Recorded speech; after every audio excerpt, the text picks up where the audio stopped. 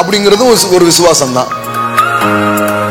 Bible கதைலாம் ரொம்ப simple கதை, காலியா இருக்கும். ஆண்டவர் அவன்கிட்ட வந்து பேசுவாரு, கடைசியில பார்த்தா நிரம்பிடுவாங்க. எல்லா கதையும் அந்த அப்படிதான் இருக்கும். ஆடு மேய்ச்சிட்டே இருப்பான், டக்குன்னு அவனை ராஜாவாக்கி பெரிய ஆளாக்கி கதையை பிரம்மாண்டமா முடிக்கிறாரு.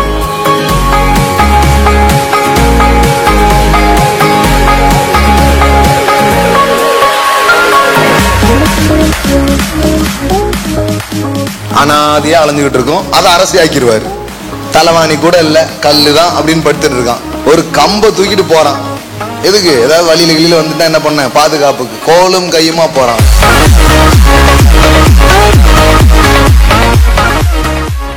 ரிட்டர்ன் வரும்பொழுது அப்படியே நிறைச்சி அவனை கொண்டு வராரு. எல்லா கதையும் இப்படி இருக்க, கிறிஸ்தவர்களின் கதையே இப்படி இருக்கிறது.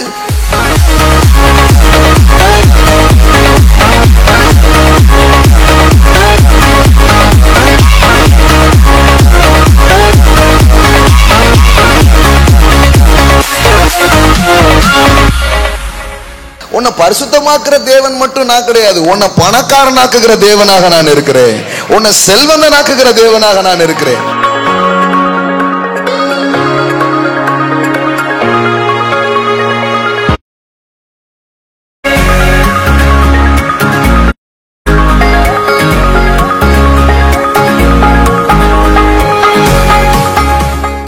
என்ன பிரதர், ஏதாவது ஆவிக்குரிய சப்ஜெக்ட் பேசுவேன்ட்டு நான் நினைச்சேன். பைபிள் ஸ்டடியில செழிப்பை தான் பேசுறீங்களா? எல்லாம் சொல்லுங்க. பணத்தை பத்தி பேசுறது ஆவிக்குரிய சப்ஜெக்ட். வேதாகமத்துல ஜெபத்தை பத்தி 500 வார்த்தைகள் இருக்கிறது. விசுவாசத்தை பற்றியும் 500 வார்த்தைகள் இருக்கிறது. கரெக்டா இருக்கு. ஆனா பணத்தை பத்தி 2300 வார்த்தைகள் இருக்கிறது.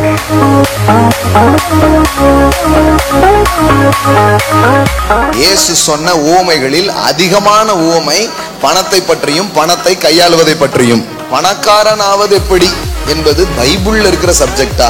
பைபிள் இதை பத்தி பேசுதா?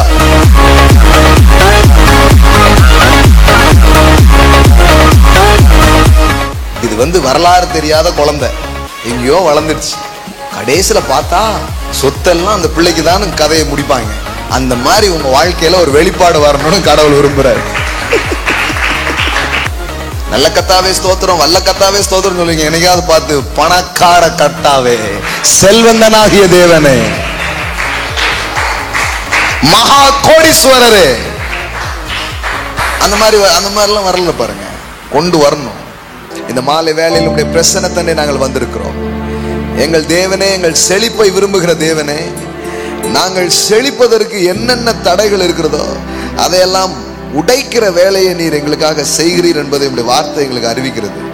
அந்த வசனத்தை நாங்கள் பார்க்கும்போது, அந்த வார்த்தையை பார்க்கும்போது, எங்க செழிப்புல நீர் அக்கறை உள்ளவராக, எங்க செழிப்புல நீர் விருப்பம் உள்ளவராக இருக்கிறீர் கர்த்தாவே. இந்த மாலை வேலையில இந்த இடத்துல வந்திருக்கிற ஒவ்வொரு பிள்ளைகளுக்காக நான் ஜெபிக்கிறேன். இதை ஆன்லைன்ல லைவ்ல பார்க்கிற ஒவ்வொரு மக்களுக்காக இந்த நேரத்தில் நான் ஜெபிக்கிறேன். அன்பின் தகப்பனே, இப்பொழுதே அவருடைய வாழ்க்கையில இந்த வருஷத்துல அவர்கள் செழிப்பதற்கு இருக்கிற தடைகள் எல்லாம் நீங்கும்படிக்காக நான் ஜெபிக்கிறேன். அல்லேலூயா. பால் பராஷிம், தடைகளை உடைக்கிறவர், சத்துருக்களை தண்ணீரை போல உடைந்தோட பண்ணுகிற தேவனுடைய நாமத்துல நான் ஜெபிக்கிறேன். அல்லேலூயா. உடைய பிள்ளைகளுடைய முன்னேற்றங்களுக்கு, உடைய பிள்ளைகளுடைய செழிப்பிற்கு, உடைய பிள்ளைகளுடைய உயர்வுகளுக்கு, வெற்றிகளுக்கு இருக்கிற எல்லா தடைகளும் இப்பொழுதே நீங்கும்படிக்காக நாங்கள் ஜெபிக்கிறோம். ஆண்டவரே, நீர் அப்படிப்பட்ட உதவி எங்களுக்கு செய்கிறீர். ஒருவேளை ஏதோ ஒரு தடை, நான் முன்னேறவே முடியல, தட்டுக்கிட்டே இருக்குன்னு அவங்க சொல்லுவாங்கன்னா, அப்படிப்பட்ட ஒரு ஸ்பிரிச்சுவல் ப்ராப்ளம் அவங்களுக்கு இருக்கும்னா, அது ஒரு மென்டல் ப்ராப்ளம் அவங்களுக்கு இருக்கணும்னா, இந்த வேலையிலே அது நீங்கும்படிக்காக நான் ஜெபிக்கிறேன். ஹல்லேலூயா, ஹல்லேலூயா. அபிஷேகம் எல்லா நுகங்களை முறிக்கும் என்று எழுதியிருக்கிற வார்த்தையின்படியாய் இந்த வேலையில ஒரு புதிய அபிஷேகம் இறங்கட்டும் ஆண்டவரே. இதை பார்க்கிற கேட்கிற அந்த இடத்துல இருக்கிற நம்முடைய பிள்ளைகள் மேல ஒரு புது அனாயிண்டிங் இப்போது ரிலீஸ் பண்ணப்படுவதாக. ராக்லோமோனோ கோதாராபா ஷியாண்டலாபராபா ரேக்லே மாண்டோரமா சேக்கேலமாந்த ரெஹனமோ கோரபோ. ஹல்லேலூயா, ஹல்லேலூயா. வெண்கல கதவு உடைகிறத, இருப்பு தாழ்பாள்கள் முறிகிறத போன்ற அனுபவங்கள் நடக்கும்படிக்காக ஜெபிக்கிறேன். பூட்டி வைக்கப்பட்டிருக்கிற காரியங்கள், ஹல்லேலூயா, முன்னேற்றங்களுக்கு தடையா இருக்கிற காரியங்கள் எல்லாம் மாறும்படிக்கா இந்த நேரத்தில் ஜெபிக்கிறோம்.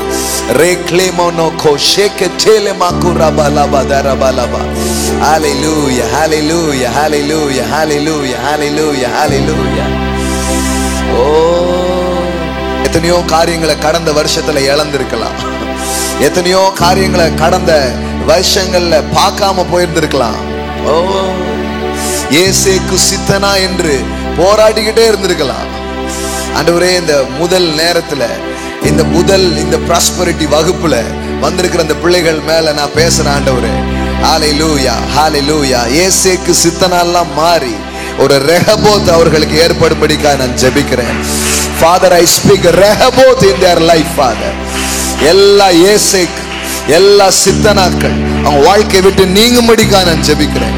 ஹalleluya, ஹalleluya, ஹalleluya, ஹalleluya, ஹalleluya, ஹalleluya, ஹalleluya.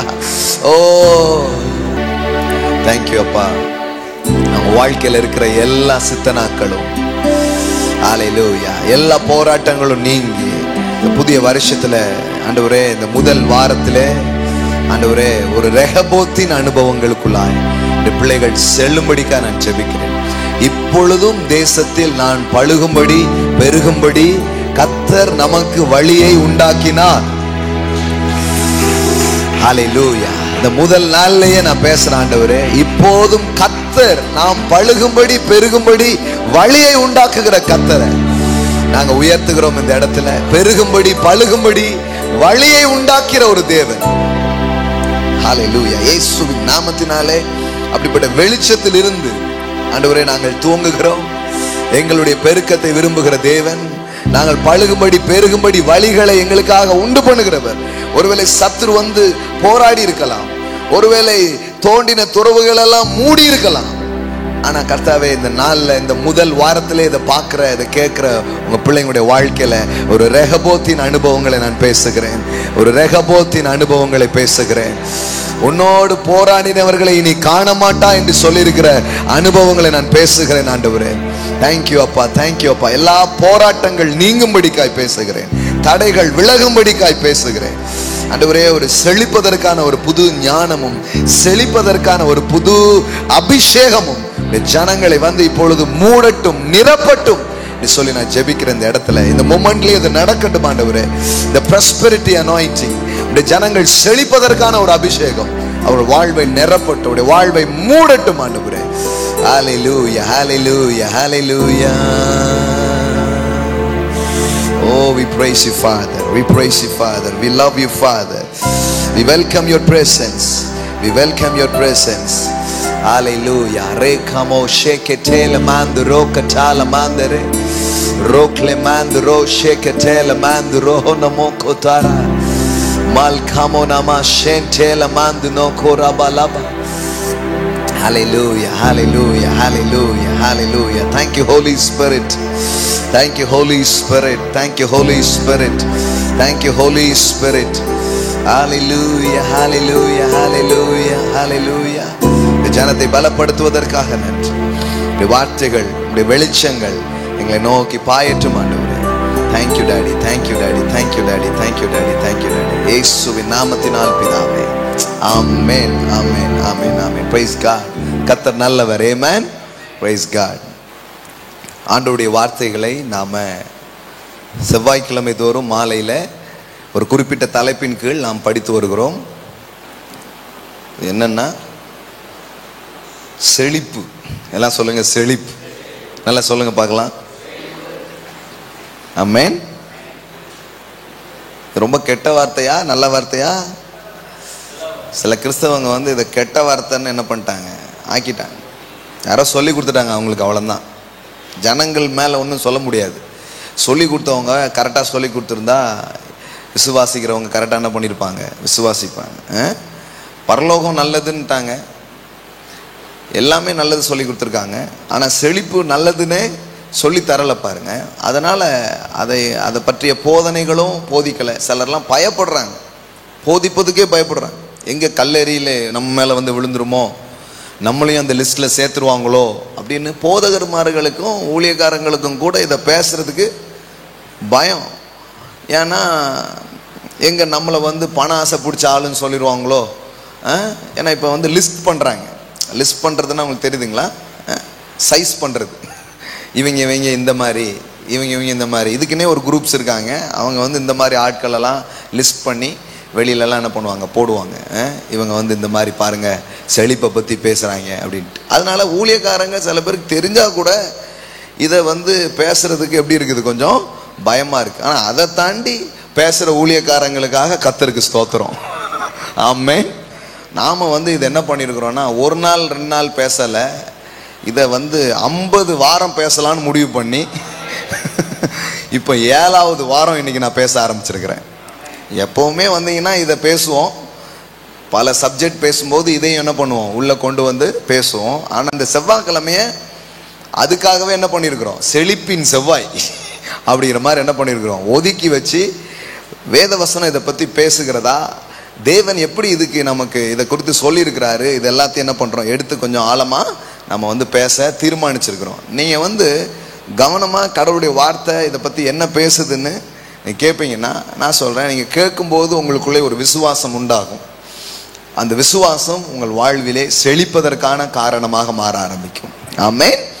எதை பற்றி நாம் அதிகம் கேட்கிறோமோ அதை குறித்த விசுவாசம் நமக்குள்ளாக வளர ஆரம்பிக்கும். சுகத்தை பற்றி நீங்கள் கேட்டீங்கன்னா உங்களுக்குள்ள என்ன வளரும், சுகத்துக்கான விசுவாசம் வளரும்.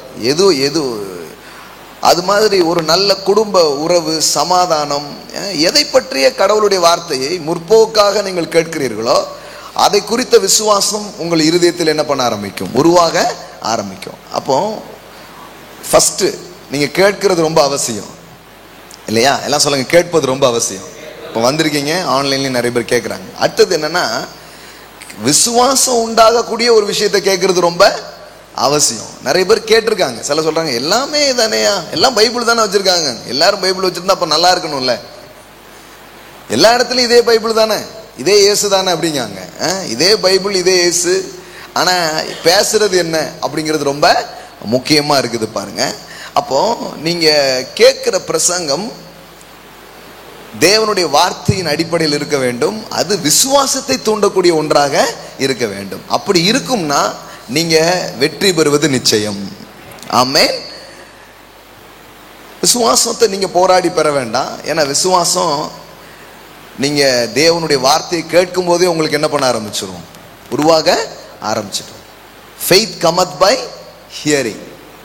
ரோமர் இதில் படிக்கிறீங்க, 10:17 படிக்கிறீங்க. ரோமர் 10:17 படிக்கிறீங்க. விசுவாசம் கேள்வியினால் வரும், கேள்வி தேவனுடைய வார்த்தையினால் வரும். faith cometh by hearing and hearing by the word of God. தேவனுடைய வார்த்தை கேட்பதினால் நமக்கு என்ன வர ஆரம்பிக்கிறது, விசுவாசம் வருகிறது. அப்போ செழிப்புக்கான விசுவாசம் ஒன்று இருக்கதான் செய்யுது. பரலோகத்துக்கு செல்வேன் அப்படின்னு விசுவாசிக்கிற விசுவாசம் மாதிரி நான் பணக்காரன் ஆவேன் அப்படிங்கிறதும் ஒரு விசுவாசம் தான். ஏன்னா பரலோகத்துக்கு செல்வேன் என்று விசுவாசிக்கிற நிறைய பேர் நான் பணக்காரன் ஆவேன்னு விசுவாசிக்கிறது இல்லை. அப்படிலாம் விசுவாசிக்குமா யாயா, அப்படி விசுவாசிக்கணுமா, அப்படி விசுவாசிக்கிறது சரியா இப்படின்னு 1000 கேள்வி ஜனங்க மனசுல இருக்குது. லாசருக்கு ஒரு விசுவாசம் இருந்தது. என்ன விசுவாசம்னா, நான் எங்க போயிட்டானா பரலோகம், கண்டிப்பா போயிட்டான். ஆனா பூமியில் எப்படி வாழ்ந்தான், ஏழையா தான் வாழ்ந்தான், தரித்திரனா வாழ்ந்தான், கையேந்திர ஒரு ஆளாக அவன் வாழ்ந்தான். ஆனா இதே தான் கிறிஸ்தவங்களும் பண்ணிடுறாங்க. அவங்க என்ன பண்ணிடுறாங்கன்னா, பரலோகத்துக்காக விசுவாசிக்கிறாங்களே தவிர பணக்காரன் ஆகிறதுக்கு. இப்போ பாருங்களேன், நான் அந்த வார்த்தையை இவ்வளோ தாராளமாக யூஸ் பண்ணுறேன், இல்லைன்னா அது கொஞ்சம் ஸ்பிரிச்சுவல் வேர்டா, அதாவது நீங்கள் ஆசீர்வாதமாக இருக்க இப்படிலாம் பேசலாம். நான் வந்து பளிச்சுன்னு சொல்றேன், நீங்க பணக்காரன் ஆகிற விசுவாசத்தை. ஆமென். எல்லாம் சொல்லுங்க, பணக்காரர். இந்த வார்த்தை வந்து இப்போ நான் உங்களுக்கே இப்போ சில பேருக்கு என்னடா இத்தனை முறை யூஸ் பண்றாரு, ஒரு மாதிரி ஆகும். இது இந்த ஒரு மாதிரி ஆக்கியிருக்காங்க, அன்னீசியா ஃபீல் பண்ற வச்சுட்டாங்க நம்மள. அதனால என்னமோ தெரியல, அது நம்ம கிட்ட வரவே மாட்டேங்குது. இது ஒரு ஃபீலிங், நம்ம உணர்ச்சி அப்படி ஆகிட்டாங்க. சிலருக்கு பாத்தீங்களா, சில சாப்பாடுன்னா ஒரு அலர்ஜிம்பாங்க அப்படி. ஏன்னா சொல்லி சொல்லி உண்டாக்கியிருப்பாங்க ஒரு விதமான அலர்ஜியை. அது மாதிரி பணம், பணக்காரன், இந்த வார்த்தைலாம் பார்த்தீங்கன்னா ரஜினி படத்துக்கு தான் இருக்கும் டைட்டில். ஆனால் விசுவாசிகளுக்கு யாருக்குமே அந்த மாதிரி வார்த்தைகள்லாம் வந்து யூஸ் பண்ணுறது வந்து ஒரு மாதிரி ஒரு பேட் ஃபீலிங் மாதிரி ஆக்கி விட்டாங்க. அதனால் என்னமோ தெரில, செழிப்பதற்கான ஒரு விசுவாசம் அப்படிங்கிறது கிறிஸ்தவங்க மத்தியில் என்ன பண்ணாமல் போயிடுச்சு, உருவாகாமலே போயிடுச்சு. ஆனால் இந்த போது நீங்கள் கேட்கும்போது என்ன நடக்குங்கிறத சொல்லிடுறேன் நான். செழிப்பதற்கான ஒரு விசுவாசம் உங்களுக்குள்ளே உருவாக ஆரம்பிக்கும்.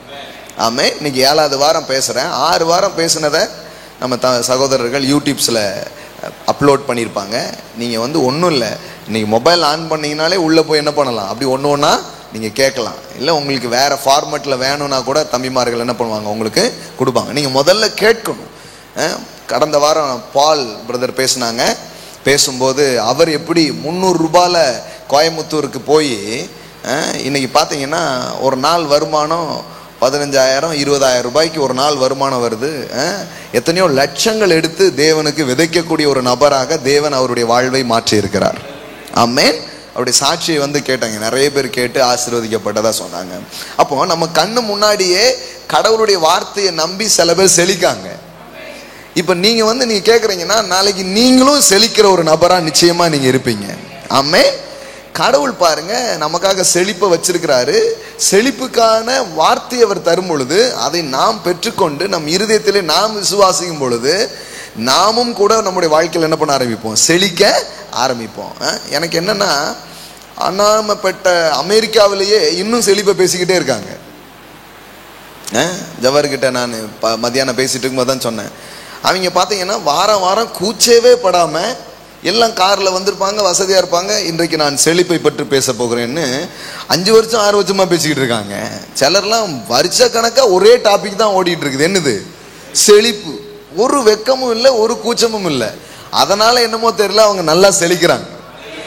செழிப்பை பற்றி சிலருக்கு கூச்சம் இருக்கு, செழிப்பை குறித்து சிலருக்கு வெக்கம் இருக்கு. நான் சொல்றேன், வெக்கமும் கூச்சமும் நம்மளை விட்டு போகணும்.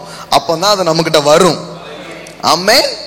நான் கடவுள் என்ன ஆசீர்வதிக்கிறாரு, நான் நல்ல வீடு கட்டி நல்ல கார்ல இருந்து நான் நல்லா இருக்கிறதுல என்ன தப்பு இருக்குது? பேங்கை கொள்ளடிக்கிறத பத்தி அங்க பேசிக்கிட்டு இருக்கோம். ஆனா எதுக்கு கூச்சப்படணுமோ அதுக்கு கூச்சப்படலை நிறைய பேர். கடன் வாங்குறதுக்கு கூச்சப்படணும், கை ஏந்துறதுக்கு கூச்சப்படணும், சோம்பேறியா இருந்துகிட்டு சும்மா உட்காந்து சாப்பிட்றதுக்கு கூச்சப்படணும்.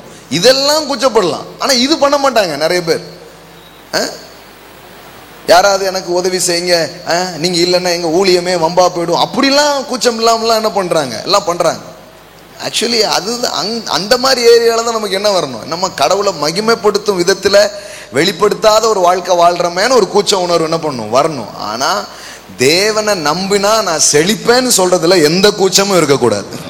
ஆமென். எந்த கூச்சமும் நம்ம இருக்கக்கூடாது. கண்டிப்பா அது நம்மளை விட்டு அப்படியே என்ன பண்ணணும், போகணும். கடவுளை நம்புற எனக்கு கடவுள் செழிப்பை தருகிறார். எல்லாம் சொல்லுங்க, கர்த்தரை நம்புகிறவனோ செழிப்பான். ஆமென். நான் கடவுளை நம்புற ஆளுங்க, அதனால நான் செழிப்பேங்க. கடவுளை நம்புற ஆள் தரித்திரனா இருப்பான் அப்படி சொல்லிங்க.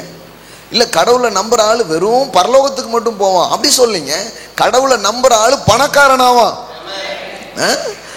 அவன் யாரா மாற முடியும், பணக்காரனாக மாறுவான். அதுதான் அந்த வார்த்தையை கொஞ்சம் கொண்டு வரணும். அதனாலதான் நானே அதை யூஸ் பண்றேன், வேணும்னு தான் யூஸ் பண்றேன். செழிப்பான்னு சொல்லிருங்களேன், ஏன் பணக்காரன்னு சொல்றீங்க? பணம்னு ஒரு வார்த்தை யூஸ் பண்ணலாமா பிரதர்? சிலர்லாம் அதில் தொடக்கூடாதுன்ட்டாங்க. தொடக்கூடாது, நம்ம கை அதில் படலாமா? பைபிளில் தான் காணிக்க வாங்குவாங்க. அப்போ பைபிள் கரெக்டாக இதாகலாமா எப்படி? அதாவது இவர் கையில் வாங்கினா இவர் கை வந்து இதாயிருமா, அதனால எதில் வாங்குவாங்களாம்? பைபிளில் வாங்கிட்டா அது வந்து ஓகே அப்படின்ட்டு. என்னென்ன லாஜிக்லாம் கிறிஸ்தவத்தில் வச்சிருக்காங்க பாருங்க. இது எல்லாமே என்னன்னா ஐஸ்வர்யம் ஒருத்தர்கிட்ட வராமல் இருக்கிறதுக்கு காரணம் முதல் முக்கியமான ஒன்னொன்னா சொல்றேன். முதல்ல என்னன்னா, அதுக்கான ஒரு பிரசங்கத்தையும் இவங்க என்ன பண்ணல, கேட்கல. அப்படி விசுவாசம் உண்டாகிற ஒரு காரியத்தை அவங்க என்ன பண்ணல, கேட்கல. அடுத்தது என்னன்னா, அதை குறித்து ஒரு கூச்ச உணர்வு, அவமான உணர்வு, அதை குறித்த ஒரு தயக்கம், அதை குறித்த ஏதோ ஒரு வெட்க உணர்வு, இதெல்லாம் பண்றதுனால அது அவங்க கிட்ட என்ன பண்ண மாட்டேக்கு. நீங்க கூச்சப்படுறதெல்லாம் உங்ககிட்ட வராது, நீங்க பெருமையா நினைக்கிறது தான் உங்ககிட்ட வர ஆரம்பிக்கும். ஆமென். அதுதான் உங்ககிட்ட வர ஆரம்பிக்கும். நீ அதை தழுவி கொண்டால் அது உன்னை நீங்க வரவேற்கணும். நான் தான் அடிக்கடி சொல்லுவேன், you cannot attract what you criticize. நீங்க எதை தொடர்ந்து திட்டிக்கிட்டே இருக்கீங்களோ அது உங்ககிட்ட வராது. நீங்க தொடர்ந்து விமர்சித்து கொண்டிருக்கிற ஒரு காரியத்தை உங்களால் வசீகரிக்க முடியாது. நீங்க ஆமென், அது கர்த்தர் எனக்கு தருகிறது தான், அது எனக்கு உண்டாகும், நான் அப்படி இருப்பேன் அப்படின்னு அதை வரவேற்க அது உங்களுக்கு உண்டாக ஆரம்பித்து விடும். ஆமென். கண்டிப்பா எல்லா காரியமும் அப்படிதான் உண்டாகுது. குறிப்பா செழிப்பு அந்த விதத்துல என்ன பண்ண ஆரம்பிக்குது, வாழ்க்கையில வர ஆரம்பிக்குது. அதனால செழிப்பை நம்புறதை பற்றியோ, செழிப்பை போதிப்பதை பற்றியோ, செழிப்புக்காக நான் ஆலயத்துக்கு என்னையா ஆசீர்வாதத்துக்கு ஆலயத்துக்கு போற இப்படி ஒரு மாதிரி பேக்குறாங்க சில பேர்லாம். எந்த சர்ச்சுக்கு போறீங்க? ஒருத்தர் இங்க வர்ற ஒரு ஆளை பிடிச்சி கேட்டிருக்காரு. அவர் இப்பதான் அங்க வராரு, ஜெராக்ஸ் கடைக்கு போயிருக்காரு. ஒருத்தர் கேட்டிருக்காரு, நான் இந்த மாதிரி ராயல் ஃபேமிலிக்கு போறோம். அங்கேயா? அது பணக்கார சர்ச்சாச்சே, அங்க செழிப்பை பத்திலாம் பேசுவாங்க. இவருக்கு இங்க 3 வாரம் ஆகுது, ஆனா தொடர்ந்து என்ன பேசுவோம்னு அவருக்கு தெரியல. இவர் சொன்ன பிறகுதான் அவருக்கே தெரியுது. அப்படியாங்க, அப்ப தொடர்ந்து நான் அங்கதான் போகணும், ஏன்னா எனக்கு அதான் வேணும் அப்படின்னு இருக்கிறாரு. நாங்க ஒன்றும் பரலோகத்துக்கு எதிரானவங்களோ பரலோகத்தை நம்பாத ஆளோ கிடையாது. பூமியிலே அதை பார்க்கலான்னு சொல்றோம். ஆமென். The heaven on earth.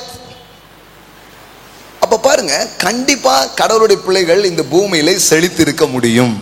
எல்லாம் சொல்லுங்க, ஒரு விசுவாசி எல்லாம் சொல்லுங்க, கர்த்தரை நம்புகிற நான் செழித்திருப்பேன். இதை நம்புங்க, நீங்க கட்டாயமா செழித்திருக்க முடியும். ஏன்னா உங்கள் தேவன் தரித்திரத்தின் தேவன் அல்ல, உங்கள் தேவன் வறுமையின் தேவன் அல்ல, உங்கள் தேவன் வளமையின் தேவனாக இருக்கிறார். ஆமென். கண்டிப்பா உங்களை செழிக்க வைப்பார். செழிக்க வைக்கிறதுக்கு அவர்கிட்ட பல யோசனைகளும் வழிகளும் பிரமாணங்களும் அவரிடத்துல இருக்கிறது என்பதை நாம் தெளிவா இது பண்ணணும். அதனால பாருங்க, இதை பத்தி கூச்சம் இருக்கக்கூடாது. சொல்லுங்க தைரியமா, நான் பணக்காரனாக போறேன்னு சொல்லுங்க. ஆமென். நீங்க வேணா ஃபோன் பண்ணி சில பேருக்கு சொல்லுங்க, இன்னும் 2 வருஷத்துல 5 வருஷத்துல இல்ல இந்த வருஷம் இறுதியில என்ன ஒரு பணக்காரனா பாப்பீங்க. ஆமென். நீங்க அறிக்கை பண்ணுங்க. நீங்க சொல்லுங்க, ஒரு வீடு வாங்க போறேன் அப்படி சொல்லுங்க, ஒரு கார் வாங்கலான் இருக்கேன்னு சொல்லுங்க, இத்தனை லட்சம் ஊழியத்துக்காக கொடுக்கலான் இருக்கிறேன்னு சொல்லுங்க. ஆமென். இதுதான் நல்ல ஆமென். இல்ல எல்லாமே நல்ல ஆமென். ஒரு நண்பர் சொன்னார் பாருங்க, நான் செழிப்பேன் இந்த வருஷம் நான் சர்ச்சில் யாருக்காவது திருமணம் நடத்தணும்னா சொல்லுங்க, அது முழு செலவையும் நான் ஏத்து நடத்தி வைக்கிறேன் அப்படி சொல்றேன். சிலர் இந்த செழிப்புனா கெட்டதுன்னே நினைக்கிறாங்க. அதனாலதான் பாருங்க அவங்களும் கெட்டு போயிடுறாங்க. இவங்களையும் கெட்டு கேட்கறவங்களையும் கெடுத்து ஒரு சேர் வாங்குறதுக்கு 10 வாரம் ஜெபம் பண்ணிட்டு இருப்பாங்க. ஆண்டவரே ஒரு சேரை தருவீராக. அங்கே எல்லாம் வேலை வெட்டிலாம் விட்டுட்டு டைம் போட்டு வந்திருப்பாங்க. எதுக்கியா? சேருக்காக இந்த வாரம் ஜெபிச்சுக்கிட்டு இருக்கோம் சர்ச்சில்ன்ட்டு. சேருக்கே 10 வாரம் ஜெபம் பண்ணா என்ன ஆகுறது? ஜெபம் பண்ண வேண்டியது எவ்வளோ பேர் நல்ல நல்ல காரியங்களாம் இருக்குது பாருங்க. அப்போ இதை விசுவாசியாததுனால, இதை அறியாததுனால எல்லாமே என்ன ஆகுது, ரொம்ப பிரச்சனை ஆயிடுது. ஆனா இப்ப பாருங்க, கடவுளுடைய பிள்ளை ஒருத்தர் செழிச்சு ஏதோ என் வயிறு நிரம்பட்டும், நான் ரொம்ப நல்லா இருக்கட்டும்ங்கிற எண்ணம் இல்லை பாருங்க. ஏன்னா அவங்க கடவுளுடைய வழியில செழிக்கக்கூடிய ஆட்கள் யாரும் சுயநலவாதிகளாக இருப்பதில்லை. எல்லாம் சொல்லுங்க, தேவ வழியிலே செழிப்பவர்கள் சுயநலவாதிகளா இருப்பதில்லை.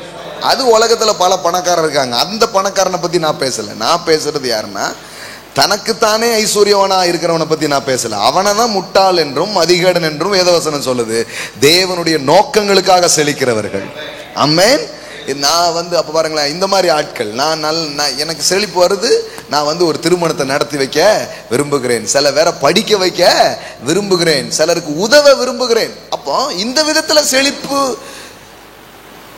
நாம பயன்படுத்த முடியும்னு நிறைய பேர் அறியாததுனாலதான் இதுக்கு எதிராக என்ன பண்ணிட்டு இருக்கிறாங்க, பேசிக்கிட்டே இருக்கிறாங்க பாருங்க. ஏன்னா அவங்களுக்காகவே வாழ்ந்து ஒரு சுயநலமான ஒரு வாழ்க்கை வாழ்றதுனால இது என்ன பண்றது இல்லை, நம்புறது இல்லை. அப்ப நான் சொல்றேன், கடவுளுடைய பிள்ளைகளுக்கு செழிப்பு அவசியமா இருக்கிறது. ஏன்னா கடவுளுடைய பிள்ளைங்க செழிப்பா இருக்கும் பொழுது அவர்கள் தேவனுடைய நாம மகிமைக்காக ஆசீர்வாதமான பல காரியங்களை இந்த பூமியிலே அவர்கள் என்ன பண்ண முடியும், செய்ய முடியும். ஆமென். கண்டிப்பா நீங்க என்னென்ன தேவைகள் இருக்குன்னு பார்த்து அதை நீங்க என்ன பண்ணுவீங்க, பூர்த்தி செய்வீர்கள். அதுதான் காரியம் பாருங்க. அப்போ செழிப்பு தப்பு என்றோ செழிப்பை பற்றிய ஒரு தவறான சிந்தனைகள்லாம் முதல்ல தூக்கி என்ன பண்ணிடணும், வெளியில போட்டுருணும். நிறைய பேர் உள்ள வராது காரணம் என்னன்னா அதுதான். என்ன பிரதர், ஏதாவது ஆவிக்குரிய சப்ஜெக்ட் பேசுவேன்ட்டு நான் நினைச்சேன், பைபிள் ஸ்டடியில செழிப்பை தான் பேசுறீங்களா அப்படின்னு ஒரு மாதிரி ஆகக்கூடாது. இது ஒரு ஆவிக்குரிய சப்ஜெக்ட் தான். எல்லாம் சொல்லுங்க, பணத்தை பத்தி பேசுறது ஆவிக்குரிய சப்ஜெக்ட். இன்னும் ஷாக்கிங்கா உங்களுக்கு சொல்லணும்னா, வேதாகமத்துல ஜெபத்தை பத்தி 500 வார்த்தைகள் இருக்கிறது, விசுவாசத்தை பற்றியும் 500 வார்த்தைகள் இருக்கிறது. கரெக்டா இருக்கு. ஆனா பணத்தை பத்தி 2300 வார்த்தைகள் இருக்கிறது. செல்வத்தை பத்தியும் ஐஸ்வர்யத்தை பத்தியும் எவ்வளவு வார்த்தை இருக்குது? 2300 வார்த்தைகள் இருக்கு. இயேசு சொன்ன உவமைகளில் அதிகமான உவமை பணத்தை பற்றியும் பணத்தை கையாளுவதை பற்றியும். அப்போ பைபிள் எதை அதிகமா பேசுதோ அதை நாம பேசுறதே இல்லை. அதனால என்ன ஆயிடுது? முக்காவாசி பிரச்சனை பாருங்க இந்த காசு பிரச்சனையா தான் என்ன பண்ணுது இருக்கு. என்னங்க அது இதனாலதான் இருக்கும். சில சண்டைகள் கூட இதனாலதான் வருது. உறவுகளுக்குள்ள கொலப்படி எதனால வருது? தாராளமா இருந்தா என்ன பண்ணிருப்பீங்க, பரவாயில்ல நீ வச்சுக்கோன்னு இருப்பீங்க. இப்ப இங்கேயும் இல்லையா, விட்டு விடுறதுக்கு முடிய மாட்டுக்கு. ஜோ எடுத்துட்டு போறானேன்னு ஒரு மாதிரி இருக்கு. அவங்களுக்கு பாருங்க பூமி தாங்க கூடாத அளவு இருந்தது. ஆபிரகாம் வந்தான், எப்பா நீ இந்த பக்கம் போற இந்த பக்கம் போறேன்ட்டான். ஆமே, ரொம்ப இருந்தது பாருங்க. அப்படிதான் இருக்குது. இப்போ ரொம்ப இல்லை, அதனால விட்டு கொடுக்கறதுக்கும் கொஞ்சம் வர மாட்டுக்கு. எங்க கொடுக்க பிரதர், இது போயிட்டுனா நான் என்ன பண்ணுவேன் பிரதர், எப்படியாவது கடவுள் அவன் மனசை மாத்தணும்னு ஜோம் பண்ணுங்க அப்படிங்க. எப்ப குறிப்பு கூறோம் அப்படிதான் இருக்குது. பரவாயில்ல அந்த வயலை நீ வச்சுக்கூடா, கடவுள் எனக்கு ஏக்கர் கணக்கில் தருவாடான்னு சொல்ல முடிய மாட்டுக்கு. சொல்லணும், சொல்ற அளவுக்கு போகணும். ஏன் முடிய மாட்டேங்குன்னா அந்த ஏராளம் தாராளம் இதுல வாழ்றது எப்படிங்கிறது தெரியாததுனால தான் பாருங்க. அதனால தான் பாருங்க இந்த போதனையை சாதாரணமா எடுத்துக்கூடாது. வேத வசனத்தின் அடிப்படையில தேவனை நம்பி நாம் செழிக்க வேண்டும் என்கிற ஒரு காரியம் அற்புதமான ஒரு போதனையாக இருக்கிறது. ஆமென். கடைசி காலத்தை பத்தி பேசக்கூடாதா, அந்தி கிறிஸ்துவ பத்தி ஒரு 6 வாரம் நீங்க எடுக்க கூடாதா அப்படிலாம் கேட்காங்க. இங்க பாத்தீங்கன்னா மக்கள் 6 லட்சம் 6 கோடி கடன்ல உட்கார்ந்துட்டு இருக்காங்க. நான் இந்த 666 பேசலான் இருக்கிறேன். ஆமென். அதுல இருந்து எப்படி விடுதலை அடைகிறது? சீக்கிரமா நீங்க 6 லட்சம் 6 கோடி கடன் கொடுக்கிற ஆளா எப்படி மாறுறது? அதுதான் முக்கியமா இருக்குது பாருங்க. அதுதான் நல்ல போதனை. ஆமென். எதுக்கு இது இவ்வளவு தெளிவு சொல்றேன்னா, உங்ககிட்ட சில பேர் வருவாங்க, வசனம் விதைக்கப்பட்டவுடன் பொல்லாங்கன் வந்து டீ கடையில் ஒருத்தர் நிற்பார். ஓ அதுவா ஐயா பிரதர் பார்த்துக்கோங்க, தவறான உபதேசம் வேற மாதிரி போறாங்க. நான் இங்க இவ்வளவு ஏத்தி வச்சிருப்பேன், சர்ன்னு இறக்கி விட்டுருவாங்க. இந்த பலூன் ஆசையா ஊதுவோம் பாருங்க, டக்குன்னு ஒரு ஊசி கொண்டு வந்து இப்படி குத்திடுவான். அந்த மாதிரி எப்பவுமே பாத்தீங்கன்னா கட்டுறது கொஞ்சம் கஷ்டமா இருக்கும், இடிக்கிறது ரொம்ப ஈஸி. படார்னு இடிச்சிட்டு போயிடும். நீங்க அவ்வளவு நேரம் ஸ்தோத்திரம் எனக்கு வரும்னு இருப்பீங்க. டீ கடையில் யாராவது ஒருத்தர் சொன்னது உங்களுக்கு ஒரு மாதிரி ஆயிடும். அப்போ நம்ம தப்பு போல இது இப்படி உங்களுக்கு எளிதா சின்னதா கூட உங்களுக்கு வரக்கூடாது. அதனாலதான் இவ்வளவு தெளிவா நான் எடுத்து பேசிட்டு இருக்கிறேன். ஆமென். இது முற்றிலும் தேவன் விரும்புகிற ஒரு காரியம். கடவுளுடைய பிள்ளைகளுக்கு தேவன் வைத்திருக்கிற சுதந்திரமாக அது இருக்கிறது. அல்லேலூயா. அப்போ ரொம்ப தெளிவாயிடும் உங்க மனசுல, உங்க எண்ணத்துல நீங்க ரொம்ப தெளிவாயிடணும். கடவுளுடைய பிள்ளையா இருக்கிற நான் செழிக்கிறது கடவுளுடைய சித்தம், அதை தேவனே விரும்புகிறார். சில ஆயிரங்களை நீங்க பார்த்துட்டு இருக்கீங்கன்னா நீங்க சில லட்சங்களை பார்க்கணும், சில கோடிகளை பார்க்கணுங்கிறத கர்த்தர் விரும்புகிறார். ஆமென். அப்ப இது வேத வசனத்தின் போதனையா அப்படின்னு கேட்குறாங்க. இந்த போஸ்டர் இன்னைக்கு போட்டு விட்டோம் பாருங்க, உங்களை செல்வந்தராக்கும் ஆவிக்குரிய பிரமாணம் அப்படின்ட்டு போட்டு விட்டேன். அப்படி போட்டு விட்டது பார்த்துட்டு இந்த ஒவ்வொரு குரூப்ஸ்லாம் போடுவாங்க. நான் பொதுவாக அந்த பதிலெலாம் போட்டு இது பண்ணிக்கிறது கிடையாது, அதில் போட்டு டைமை வேஸ்ட் பண்ணுறதுலாம் கிடையாது. அதில் ஒருத்தர் போட்டிருக்காரு, பரிசுத்தமாவது எப்படின்னு பேசக்கூடாதா, பணக்காரன் எப்படி தான் பேசுகிறீங்களா, அதைத்தான் நீங்கள் ரொம்ப வருஷமாக பேசிகிட்டு இருக்கீங்களே, நீங்கள் அந்த சப்ஜெக்டை தொடர்ந்து பேசுங்க. பேசாத ஒரு சப்ஜெக்ட் இருக்குது, அது என்னது, பணக்காரனா ஆவறது எப்படி. அப்போ பாருங்க, இது ஏதோ ஒரு கீழான சப்ஜெக்ட் மாதிரியும், இது ஒரு ஏதோ புறமான ஒரு சப்ஜெக்ட் மாதிரியும், ஒரு துரு உபதேசம் மாதிரியும் என்றாங்க பாருங்க. அதனாலதான் என்னமோ தெரியல, அவங்க அந்த ஏரியாவில் ரொம்ப கஷ்டப்பட்டுக்கிட்டு உட்கார்ந்துட்டு இருக்கிறாங்க. நாம் அதெல்லாம் தெளிவாக்கிடணும். ஏற்கனவே பல வாரங்கள் இதை எடுத்து பழைய ஏற்பாட்டில் பேசியிருக்குது, புதிய ஏற்பாட்டில் பேசியிருக்குன்னு நிறைய என்ன பண்ணியிருக்கிறேன், எடுத்து காமிச்சிருக்கிறேன். இன்றைக்கும் சில தெளிவு ஏற்படுத்தும்படி சில வார்த்தைகளை பேச போகிறேன். எப்போ தான் சப்ஜெக்டுக்குள்ளே இன்னும் ஆழமாக போகணும்னு எனக்கு தெரியல. ஏன்னா இந்த குப்பையெல்லாம் அகற்றுறதே ஒரு வேலையாக இருக்குது. அகற்றணும், கண்டிப்பாக என்ன பண்ணணும், அகற்றணும். அப்போ என்ன கேட்குறாங்கன்னா, இது வேதத்துக்கு ஒத்த சப்ஜெக்டா, பணக்காரன் ஆவது எப்படி என்பது பைபிளில் இருக்கிற சப்ஜெக்டா, பைபிள் இதை பற்றி பேசுதா அப்படிலாம் என்ன பண்ணுறாங்க, கேள்வி கேட்குறாங்க. பைபிளில் பரிசுத்தமாவது எப்படி, பரிசுத்தமாக 10 படிகள், பரிசுத்தமாவதற்கு இப்படி இப்படி இருக்குது, அதுக்கு ஒரு வசனம் இருக்குது, கண்டிப்பாக இருக்குது. பரிசுத்தம் உண்மையா? உண்மை. ஏன்னா வேதவசனம் சொல்லுது, நானே உன்னை பரிசுத்தமாக்குகிற. அதே பைபிள் தான் எனக்கு உபாகமம் 8:18 சொல்லுகிறது, ஐஸ்வர்யத்தை சம்பாதிக்க பலனை உனக்கு நான் கொடுக்கிறவர் அப்படின்ட்டு. ஆமென். அதுவும் அங்கதான் இருக்குது. உபாகமம் 8:18 சொல்லுகிறது, நான் உன்னை செல்வந்தனாக்கும்படியாக உன்னை செழிப்பதற்கு தேவையான பலத்தையும் அபிஷேகத்தையும் நான் உனக்கு கொடுக்கிறவர். அப்படின்னா என்ன, உன்னை பரிசுத்தமாக்குற தேவன் மட்டும் நான் கிடையாது, உன்னை பணக்காரனாக்குகிற தேவனாக நான் இருக்கிறேன், உன்னை செல்வந்தனாக்குகிற தேவனாக நான் இருக்கிறேன். இந்த தேவனை பேசுறதுக்கு பயம். சொன்ன மாதிரி நிறைய ஊழியக்காரங்களுக்கு, ஏன்னா இவங்களை ஓரம் கட்டிடுவாங்க. அப்புறம் அடுத்த மீட்டிங்க்கு ஐயா கிடையாது, ஐயா மீட்டிங், ஐயா என்ன பண்ண மாட்டாங்க, ஒதுக்கி வச்சிடுவாங்க, ஐயாவை கூப்பிடவே மாட்டாங்க. அதனால பாருங்க, சிலருக்கு பயமாகவும் இருக்குது. ஐயோ, நீங்கள் ஒரு சர்ச்சில் வந்து பணக்காரனாவது எப்படின்னு நான் இன்னைக்கு பேச போகிறேன்னு சொல்லுங்க. ஒன்றும் இல்லை, அப்படி சொல்லுங்களேன், எப்படி எத்தனை கண் உங்களை எப்படி பணக்காரராக இருக்கிறவங்க கூட உங்களை எப்படி பார்ப்பாங்க.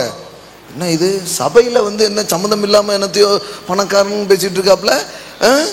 அப்போ எப்படி ஆயிடுச்சு பாருங்களேன். இது வந்து நமக்கு வந்து என்ன சொல்லுது, ரொம்ப தொடர்பே இல்லாத ஒரு காரியம், வேதத்துக்கும் இதுக்கும் சம்பந்தமே இல்லாத ஒரு காரியம், ஆவிக்குரிய இதுக்கும் இது வந்து எந்த இணைப்பு இதுக்கு கிடையவே கிடையாதுங்கிற மாதிரி ஒரு இதை கொண்டு வந்துட்டாங்க பாருங்களேன். இங்கே தான் மதம் ஜெயிச்சிடுச்சு.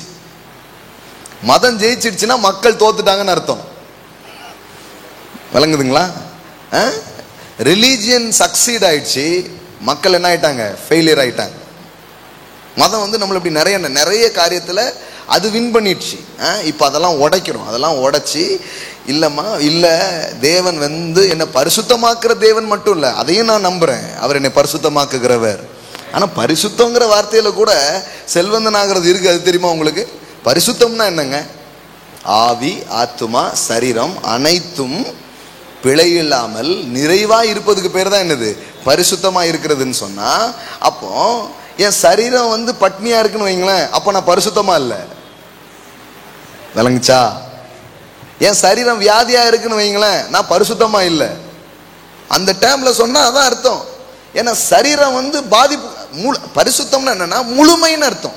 இப்ப பாட்டு பாடுறோம் பாருங்க, பரிசுத்த பரிசுத்த பரிசுத்தரே. பரிசுத்தர்னா என்ன, எப்படி அதை விளக்குவீங்க? பரிசுத்தருங்கிற வார்த்தையை நம்ம எப்படி விளக்குவோம்? நம்ம என்ன நினைச்சுக்கிறோம்னா, பாவம் இல்லாதவர் அப்படிங்கிறதான் பரிசுத்தர் நினைக்கிறோம். கிடையவே கிடையாது. பரிசுத்தர்னா பாவம் இல்லாதவர் அப்படின்னு அர்த்தம் கிடையாது. அப்போ பாவம்னு ஒன்று வரதுக்கு முன்னாடி பரிசுத்தர் அவர் இருந்தாரா இல்லையா? அப்போ அதை எப்படி எக்ஸ்பிளைன் பண்ணுவீங்க? பாவங்கிறது மனுஷன் பண்ணதுக்கு அப்புறம் பாவம்னு ஒன்று வந்துச்சுங்க. ஆனால் அதுக்கு முன்னாடி பரிசுத்த கடவுள் இருக்கிறார் இல்லையா? அப்போ அவர் பரிசுத்தருங்கிறத எப்படி எக்ஸ்பிளைன் பண்ணுவீங்க? பரிசுத்தர்னா பாவம் இல்லாதவர்னு அர்த்தம் இல்லை, பரிசுத்தர்னா முழுமையானவர்னு அர்த்தம். அவர் அன்பில் முழுமையானவர், ஞானத்தில் முழுமையானவர். அதாவது இப்போ வந்து இந்த பேப்பர் இருக்கு பாருங்க, இது கம்ப்ளீட்டா இருக்கா? பார்த்தா ஃபுல்லா தெரியுதா எதுவுமே? இப்போ இதில் வந்து இப்படி கட் பண்ணிட்டேன்னு வச்சுக்கோங்களேன், இது பரிசுத்தம் இல்லாத பேப்பர். இப்போ இது எப்படி இருக்குது? இதுதாங்க ஹோலினஸ். ஹோலினஸ்னா என்ன அர்த்தம்னா முழுமையாய் ஒன்று இருக்கிறது. அப்போ பரிசுத்தர் பரிசுத்தர்னு சொல்லும்போது நம்ம என்ன சொல்றோம்? முழுமையான தேவனே அப்படின்னு அர்த்தம். You are perfect. உங்ககிட்ட எல்லாமே நிறைவா இருக்கு, உங்ககிட்ட எல்லாமே இருக்கு, உங்கள்கிட்ட இருளே இல்லை, உங்ககிட்ட என்ன இருக்கு? வெளிச்சம் இருக்கு, உங்ககிட்ட கெட்டதே இல்லை. நீர் எப்படி இருக்கிறீரு? அதாவது கலவையே இல்லாம அவ்வளோ எல்லாமே எப்படி இருக்குது? கம்ப்ளீட்டா இருக்குது. அதுதான் ஹோலி ஹோலி ஹோலி அப்படின்னு நம்ம என்ன பண்றோம், நாம சொல்றோம் பாருங்க. அப்போ பரிசுத்தமாக்குதெல்லாம் அதுக்குள்ளே இருக்குது. இப்போ அதை எடுத்தோன்னா வேற மாதிரி யோசித்துருவாங்க, என்னன்னா பரிசுத்தையும் இதையும் சேர்த்துட்டார அப்படிம்பாங்க. ஆனா நான் தான் 2வது 3வது வாரம் பேசும்போதே உங்களுக்கு சொன்னேன், இந்த கூறு போட்ட வேலையெல்லாம் யார் பண்ணியிருக்கா? நம்ம தான் பண்ணியிருக்கோம். ஆனால் தேவன் ஒரு மனிதனை பார்க்கும்போது அவனை ஆவி, ஆத்துமா, சரீரம் எல்லாத்துலேயும் அவன் வாழ்ந்திருக்கும்படியாகத்தான் அவர் பார்க்கிறார். ஆமென். அதனால தான் சொல்லப்பட்டிருக்குது, பிரியமானவனே உன் ஆத்துமா நீ வாழ்ந்து, எல்லாம் சொல்லுங்க, எல்லாவற்றிலும் வாழ்ந்து சுகமாய். பிடிக்கலன்னா அதை எடுத்துருங்க, அந்த வார்த்தையை எடுத்துருங்க, உங்க பைபிளில் அடிச்சு வச்சிருங்க. எல்லாத்துலேயும் வாழ்ந்துருக்கிறது வேதவசனம் சொல்லுதா சொல்லலையா, போதிக்குதா போதிக்கலையா? போதிக்குது. எல்லாத்துலேயும் நம்ம வாழ்ந்துருக்கணும். அப்போ பரிசுத்தம்னால என்னன்னா, உங்க உங்க உங்க உங்க அக்கௌண்ட்ல காசு இல்லைன்னு வைங்களேன், நீங்க பரிசுத்தமா இல்லை. ஒரு விதத்தில் அது உண்மை. ஏன்? பரிசுத்தம் என்றால் முழுமையா இருத்தல் என்று அர்த்தம். அப்போ நீங்க உங்க களஞ்சியம் காலியா இருக்கும்போது நீங்க அப்போ ஒரு ஏரியால எப்படி இல்லை, முழுமையா இல்லைன்னு தான் அர்த்தம். அதனால தான் நான் சொல்றேன், தேவனுடைய முழு பரிமாணத்தை நம்ம பார்க்கணும். தேவன் என்னை பரிசுத்தமாக்குற தேவன் மட்டும் பைபிள்ல போடாம, உபாகம் 8:18 படி என்னை பணக்காரனாக்குகிற தேவனையும் வேதவசனம் பேசுகிறது. இந்த தேவனை சொல்லிட்டு இந்த தேவனை சொல்லாம விட்டதுனால சட்டை கிட்ட எல்லாம் ஐயா மாத்திட்டாரு. ஆனா சட்டைக்குள்ள ஒன்றும் இல்லை. பேண்ட் கிட்ட சட்டெல்லாம் போட்டு பரிசுத்தமா இருக்கிறையா அப்படிங்கிறாரு. ஆனா சுத்தமா இருக்கிறாரு. பாக்கெட் எப்படி இருக்கு? சுத்தமா இருக்கு. யாருக்கு எந்த தீங்கும் பண்ணுவானா? ஒருத்தருக்கு எந்த தீங்கும் பண்ண மாட்டேன். ஆனா யாருக்கு எது நல்லது பண்ண முடியுமா? அதுவும் என்னால முடியாது. ஏன்னா நல்லது பண்ணதுக்கு ஒண்ணும் இல்லைல்ல. நானே 4 மாசம் வாடகை கட்டாம இருக்கேன். இந்த லெவல்ல இருக்கிறாங்க. அப்போ பாருங்களேன், இது இது இது ஒன்றை பிடிச்சி ஒன்றை விடுறதுனால வர்ற ப்ராப்ளம் பாருங்க. அப்போ நம்ம ஒரு விசுவாசியா, கடவுளுடைய பிள்ளையா, இந்த தேவனுடைய ராஜ்யத்தில் நம்ம வரும்பொழுது நம்ம தேவனை சரியாக நம்ம புரிஞ்சுக்க ஆரம்பிக்கணும். நம்ம தேவன் நம்மளை பரிசுத்தமாக்குற தேவன் மட்டும் இல்லை, நம்மை பணக்காரனாக்குகிறவராக அவர் இருக்கிறார். ஆமென். கடவுள் பணக்காரன் ஆக்கி இருக்கிறாரா? கொஞ்சம் அப்படியே எடுத்து காட்ட விரும்புகிறேன். கடவுளுடைய செயலில் கடவுள் நீ உங்கள் பரிசுத்தத்தில் தான் இன்ட்ரெஸ்ட்டுங்க, உங்கள் பர்ஸு நிரம்புறதுல தான் அவருக்கு நோ இன்ட்ரெஸ்ட் அப்படிங்கிறாங்க நிறைய பேர். அப்படி கிடையாது. அது நீங்கள் பிரித்து பார்க்குறீங்க. ஆனால் அவர் அப்படி என்ன பண்ணுறது இல்லை, பார்க்குறது இல்லை. எந்த ஏரியாவில் நீங்கள் குறைவாக இருக்கிறீங்களோ அந்த ஏரியா நிறைவாகணும்னு அவர் பார்க்குறாரு. ஆமென். ஒருவேளை நீங்கள் பலகீனமாக இருந்தீங்கன்னா நீங்கள் பலப்படுத்தப்பட வேண்டும் என்று அவர் விரும்புகிறார். நீங்கள் சுகவீனமாக இருந்தீங்கன்னா நீங்கள் சுகமாகணும்னு அவர் விரும்புகிறார். நீங்க சமாதானம் இல்லாம இருக்கிறீங்கன்னா உங்களுக்கு சமாதானம் இருக்கணும்னு அவர் என்ன பண்றாரு? விரும்புகிறார். என்ன இல்லையோ அது இருக்கணும்னு நினைக்கிறாரு. இவ்வளவுதான். கடவுள் உங்களை பார்க்கும்போது எப்படி பார்க்கிறாரு?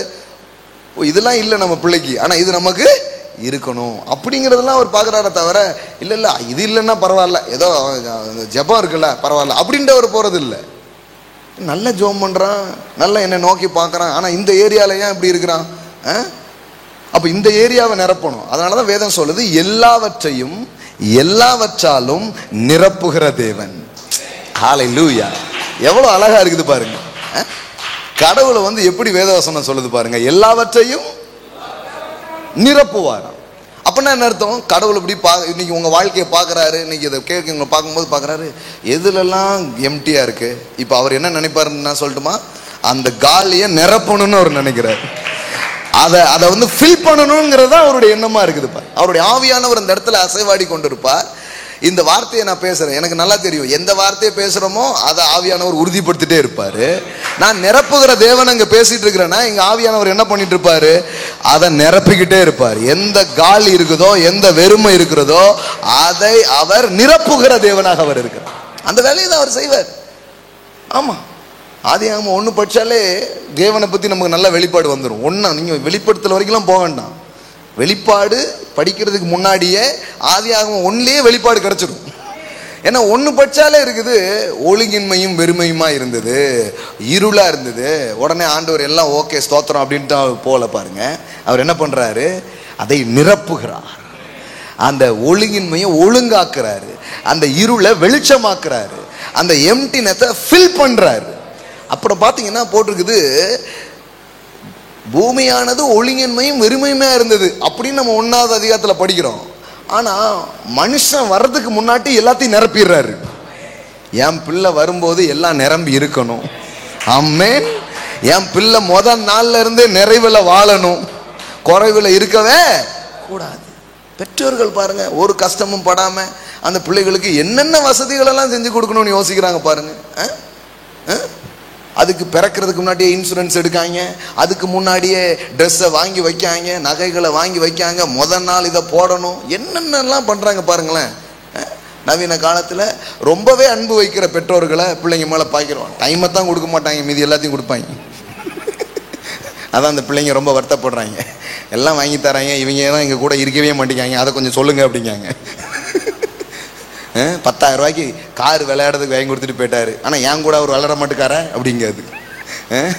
அது வேற. ஆனால் அவ்வளோ செய்கிறாங்க, செய்யணும்னு நினச்சி என்னமோ ஒன்று பண்ணுறாங்க. அவங்களுக்கு தெரிஞ்சபடி அவ்வளோ நன்மைகள் என்ன பண்ணுறாங்க, செய்யணும்னு நினைக்கிறாங்க. அப்போ கடவுள் நிரப்புகிற கடவுள். எல்லாம் சொல்லுங்க, நிரப்புகிறார்.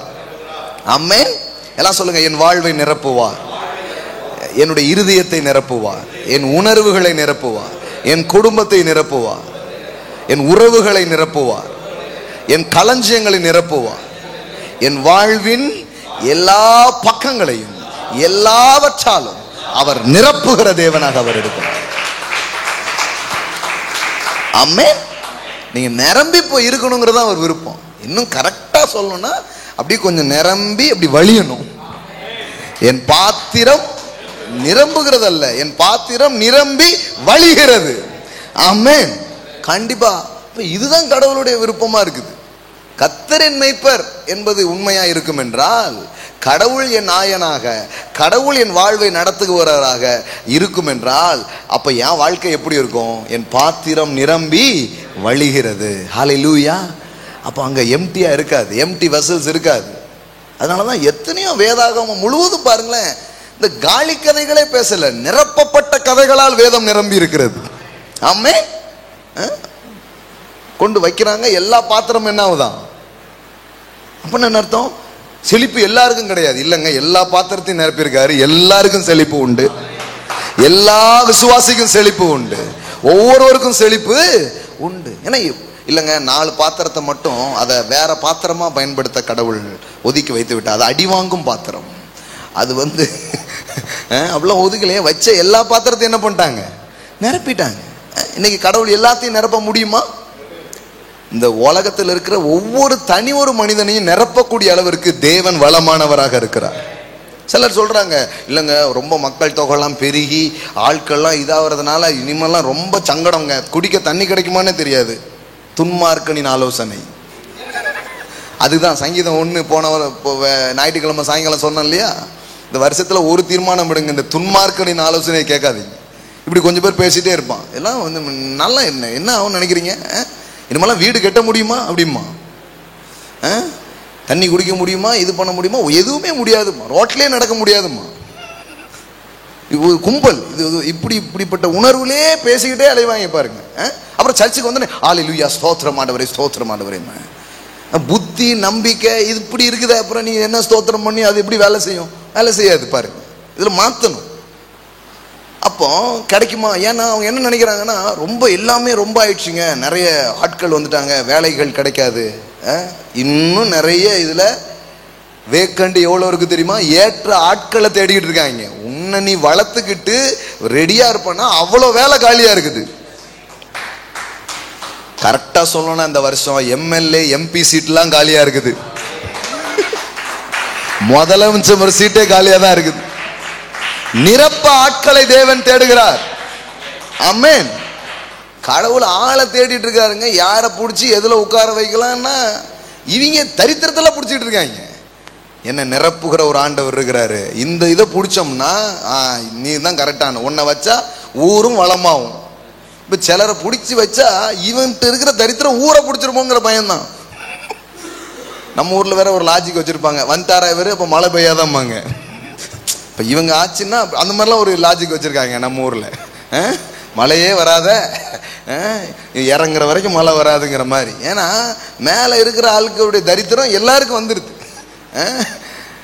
இப்ப அதை மாத்தணும். அதனாலதான் கடவுள் என்ன சொல்றாரு, அப்படி இல்லப்பா, இந்த உலகத்துல ஒவ்வொரு மனுஷனையும் நான் எப்படி படைச்சு வச்சிருக்கேன்னா, அவன் ஒரு ராஜா மாதிரி வாழ்றதுக்கு என்ன வேணுமோ அதை நான் வச்சுட்டு தான் அவனே படைச்சிருக்கிறேன். அதை பத்திலாம் நீ கவலைப்படாது. நிறைய பேர் சொல்றாங்க அப்படியே போயிட்டுனா இதாயிடுங்க, அதனால இனிமே முதல்ல எண்ணிக்கை இல்லாத குழந்தைகளை பெற்றெடுத்தாங்க. அப்புறம் வளர வளர என்ன சொன்னாங்க, நாம் இருவர் நமக்கு இருவர். இந்த இங்க பார்த்தாலும் எழுதி போட்டிருக்கோம், நாம் இருவர் நமக்கு இருவர். அளவான குடும்பம்னு சொன்னாங்க. அளவு நீங்க கொஞ்சம் அளவை குறைச்சிக்கோங்களேன் அப்படின்னாங்க. அப்புறம் நாம் இருவர். அப்புறம் கொஞ்ச நாளுக்கு அப்புறம் என்ன சொல்லிட்டாங்க, நாம் இருவர் நமக்கு ஒருவர். இப்ப என்ன சொல்றாங்கன்னா, நாம் இருவர் நமக்கு ஏன்.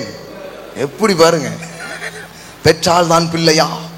இது எல்லாமே எப்படி போயிடுச்சுன்னா, அது ரொம்ப காம்படிஷன் ஆகி போச்சு. ரொம்ப பாருங்க, தண்ணி கூட கிடைக்காது, கஷ்டமாயி போகும், இப்படி நினைக்கிறாங்க. இது இந்த உலகம் சொல்லி கொடுக்குற ஒரு காரியம். ஆனால் வேதாகமம் என்ன சொல்லுதுன்னா, எல்லாவற்றையும் எல்லாவற்றாலும் நிரப்புகிறவர். ஹல்லேலூயா. நிரப்புகிற ஒரு தேவன் இருக்கிறார். இதை பார்க்கலன்னா அந்த உலகத்துல நீங்க செழிப்பா இருக்க முடியாது.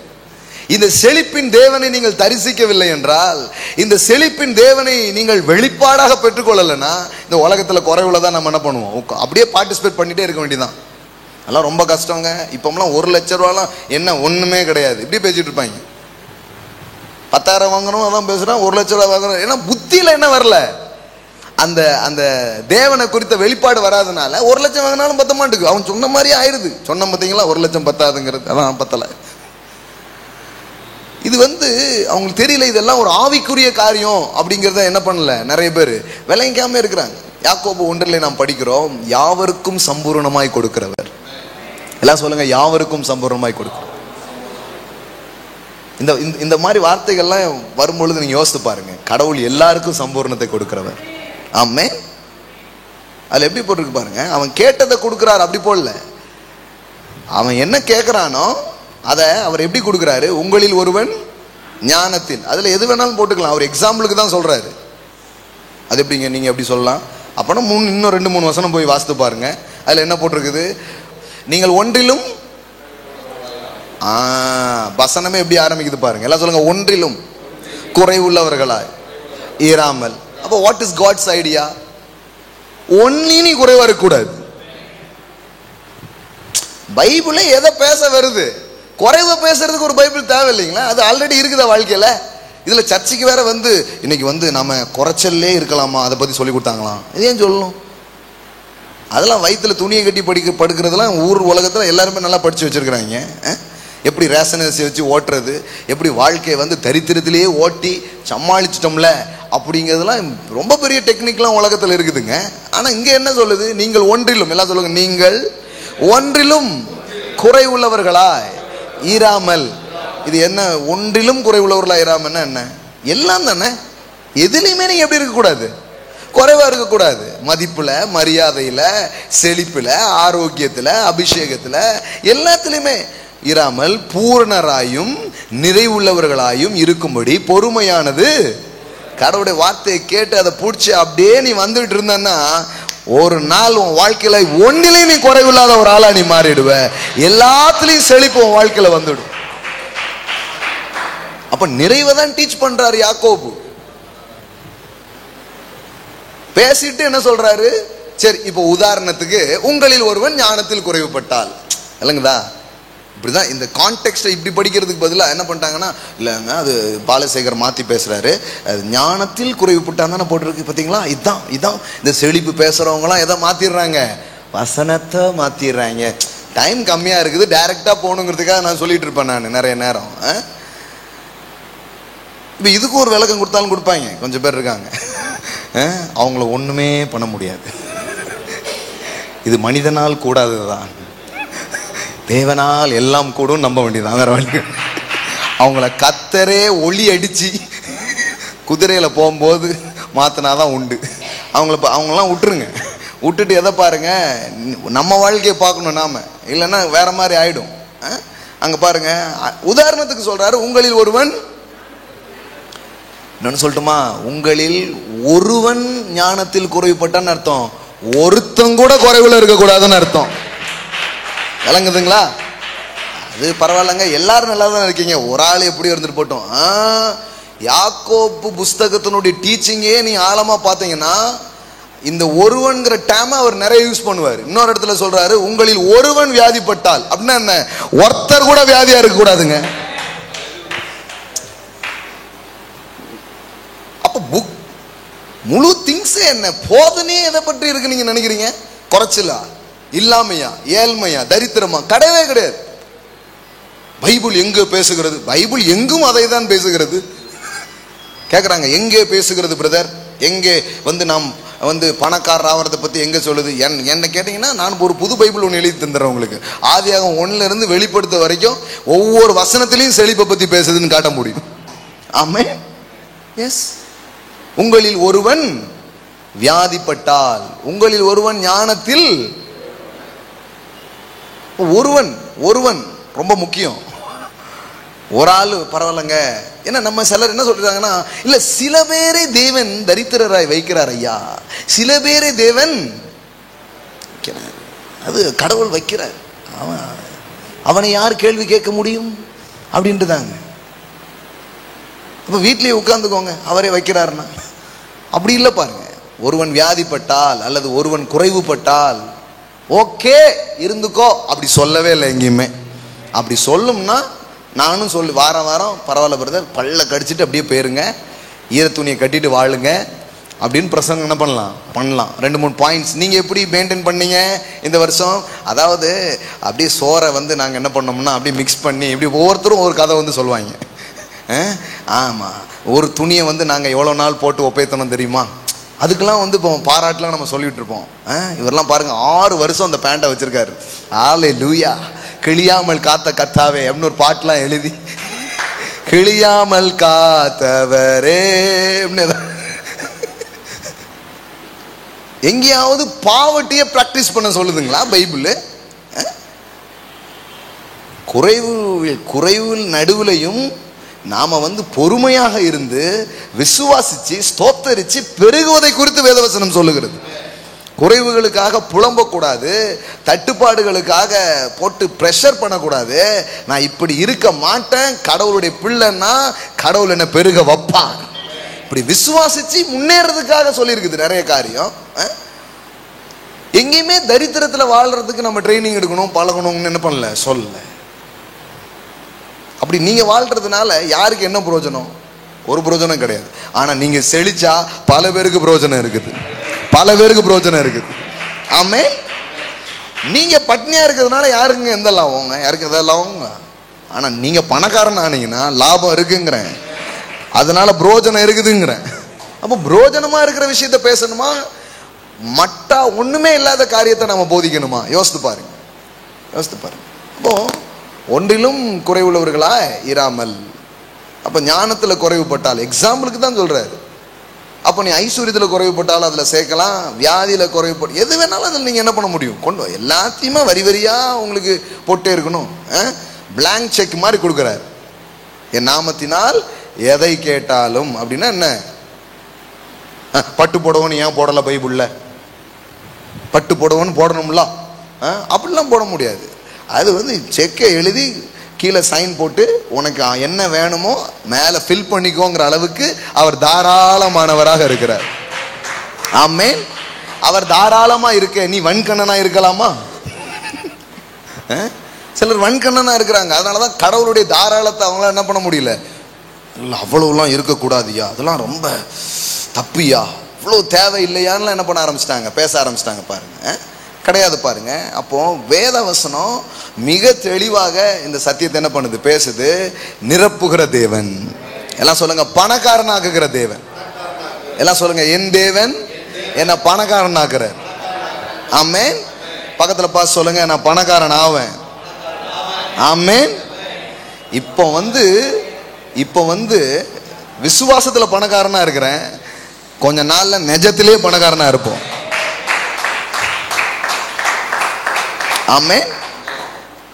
எக்ஸாக்டா நான் சொல்லட்டுமா? யாக்கோபு அதை தான் பேசினார்.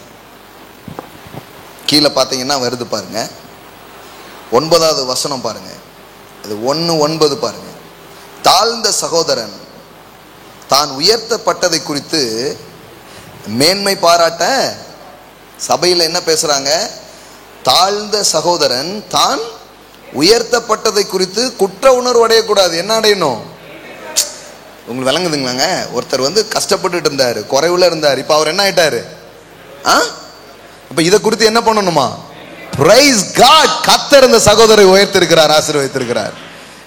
நம்ம சபையில பாருங்க, ஒரு வியாபாரத்தில் தோல்வி அடைஞ்சு வந்து நின்று இந்த சகோதரர் இந்த 4 வருஷத்தில் அன்னைக்கு பார்த்தீங்கன்னா பென்ஸா அது நிறைய கார் வாங்க யோசிச்சதுனால பேர் கொஞ்சம் பென்ஸ் வந்து நிக்குது. பாஸ்டர் கடவுள் என்னை ஆசீர்வதித்திருக்கிறாருன்னு. அப்ப தாழ்ந்த சகோதரன் தான் உயர்த்தப்பட்டதை குறித்து மேன்மை பாராட்ட கடவன். அதை குறித்து ஐயோ என்ன பிரதர் கெட்டு போயிட்டீங்களா இப்போ நீங்க? எப்படி சைக்கிள்ல போன ஒரு ஆளு ஒரு நல்ல நிலைக்கு வந்தா அதை குறித்து நம்ம என்ன பண்ணணுமா? மேன்மை பாராட்ட வேண்டும். ஏமே ஆனா சபையில் என்ன பண்ண ஆரம்பிச்சுன்னா திட்ட ஆரம்பிச்சிட்டாங்க. ஓ உன் ஐஸ்வர்யம்லாம் என்ன ஆக போகுது தெரியுமான்னு. இங்கிருந்து ரிவர்ஸ் தியாலஜி. இங்க பென்ஸ் வச்சவர் சைக்கிளுக்கு போயிட்டார்.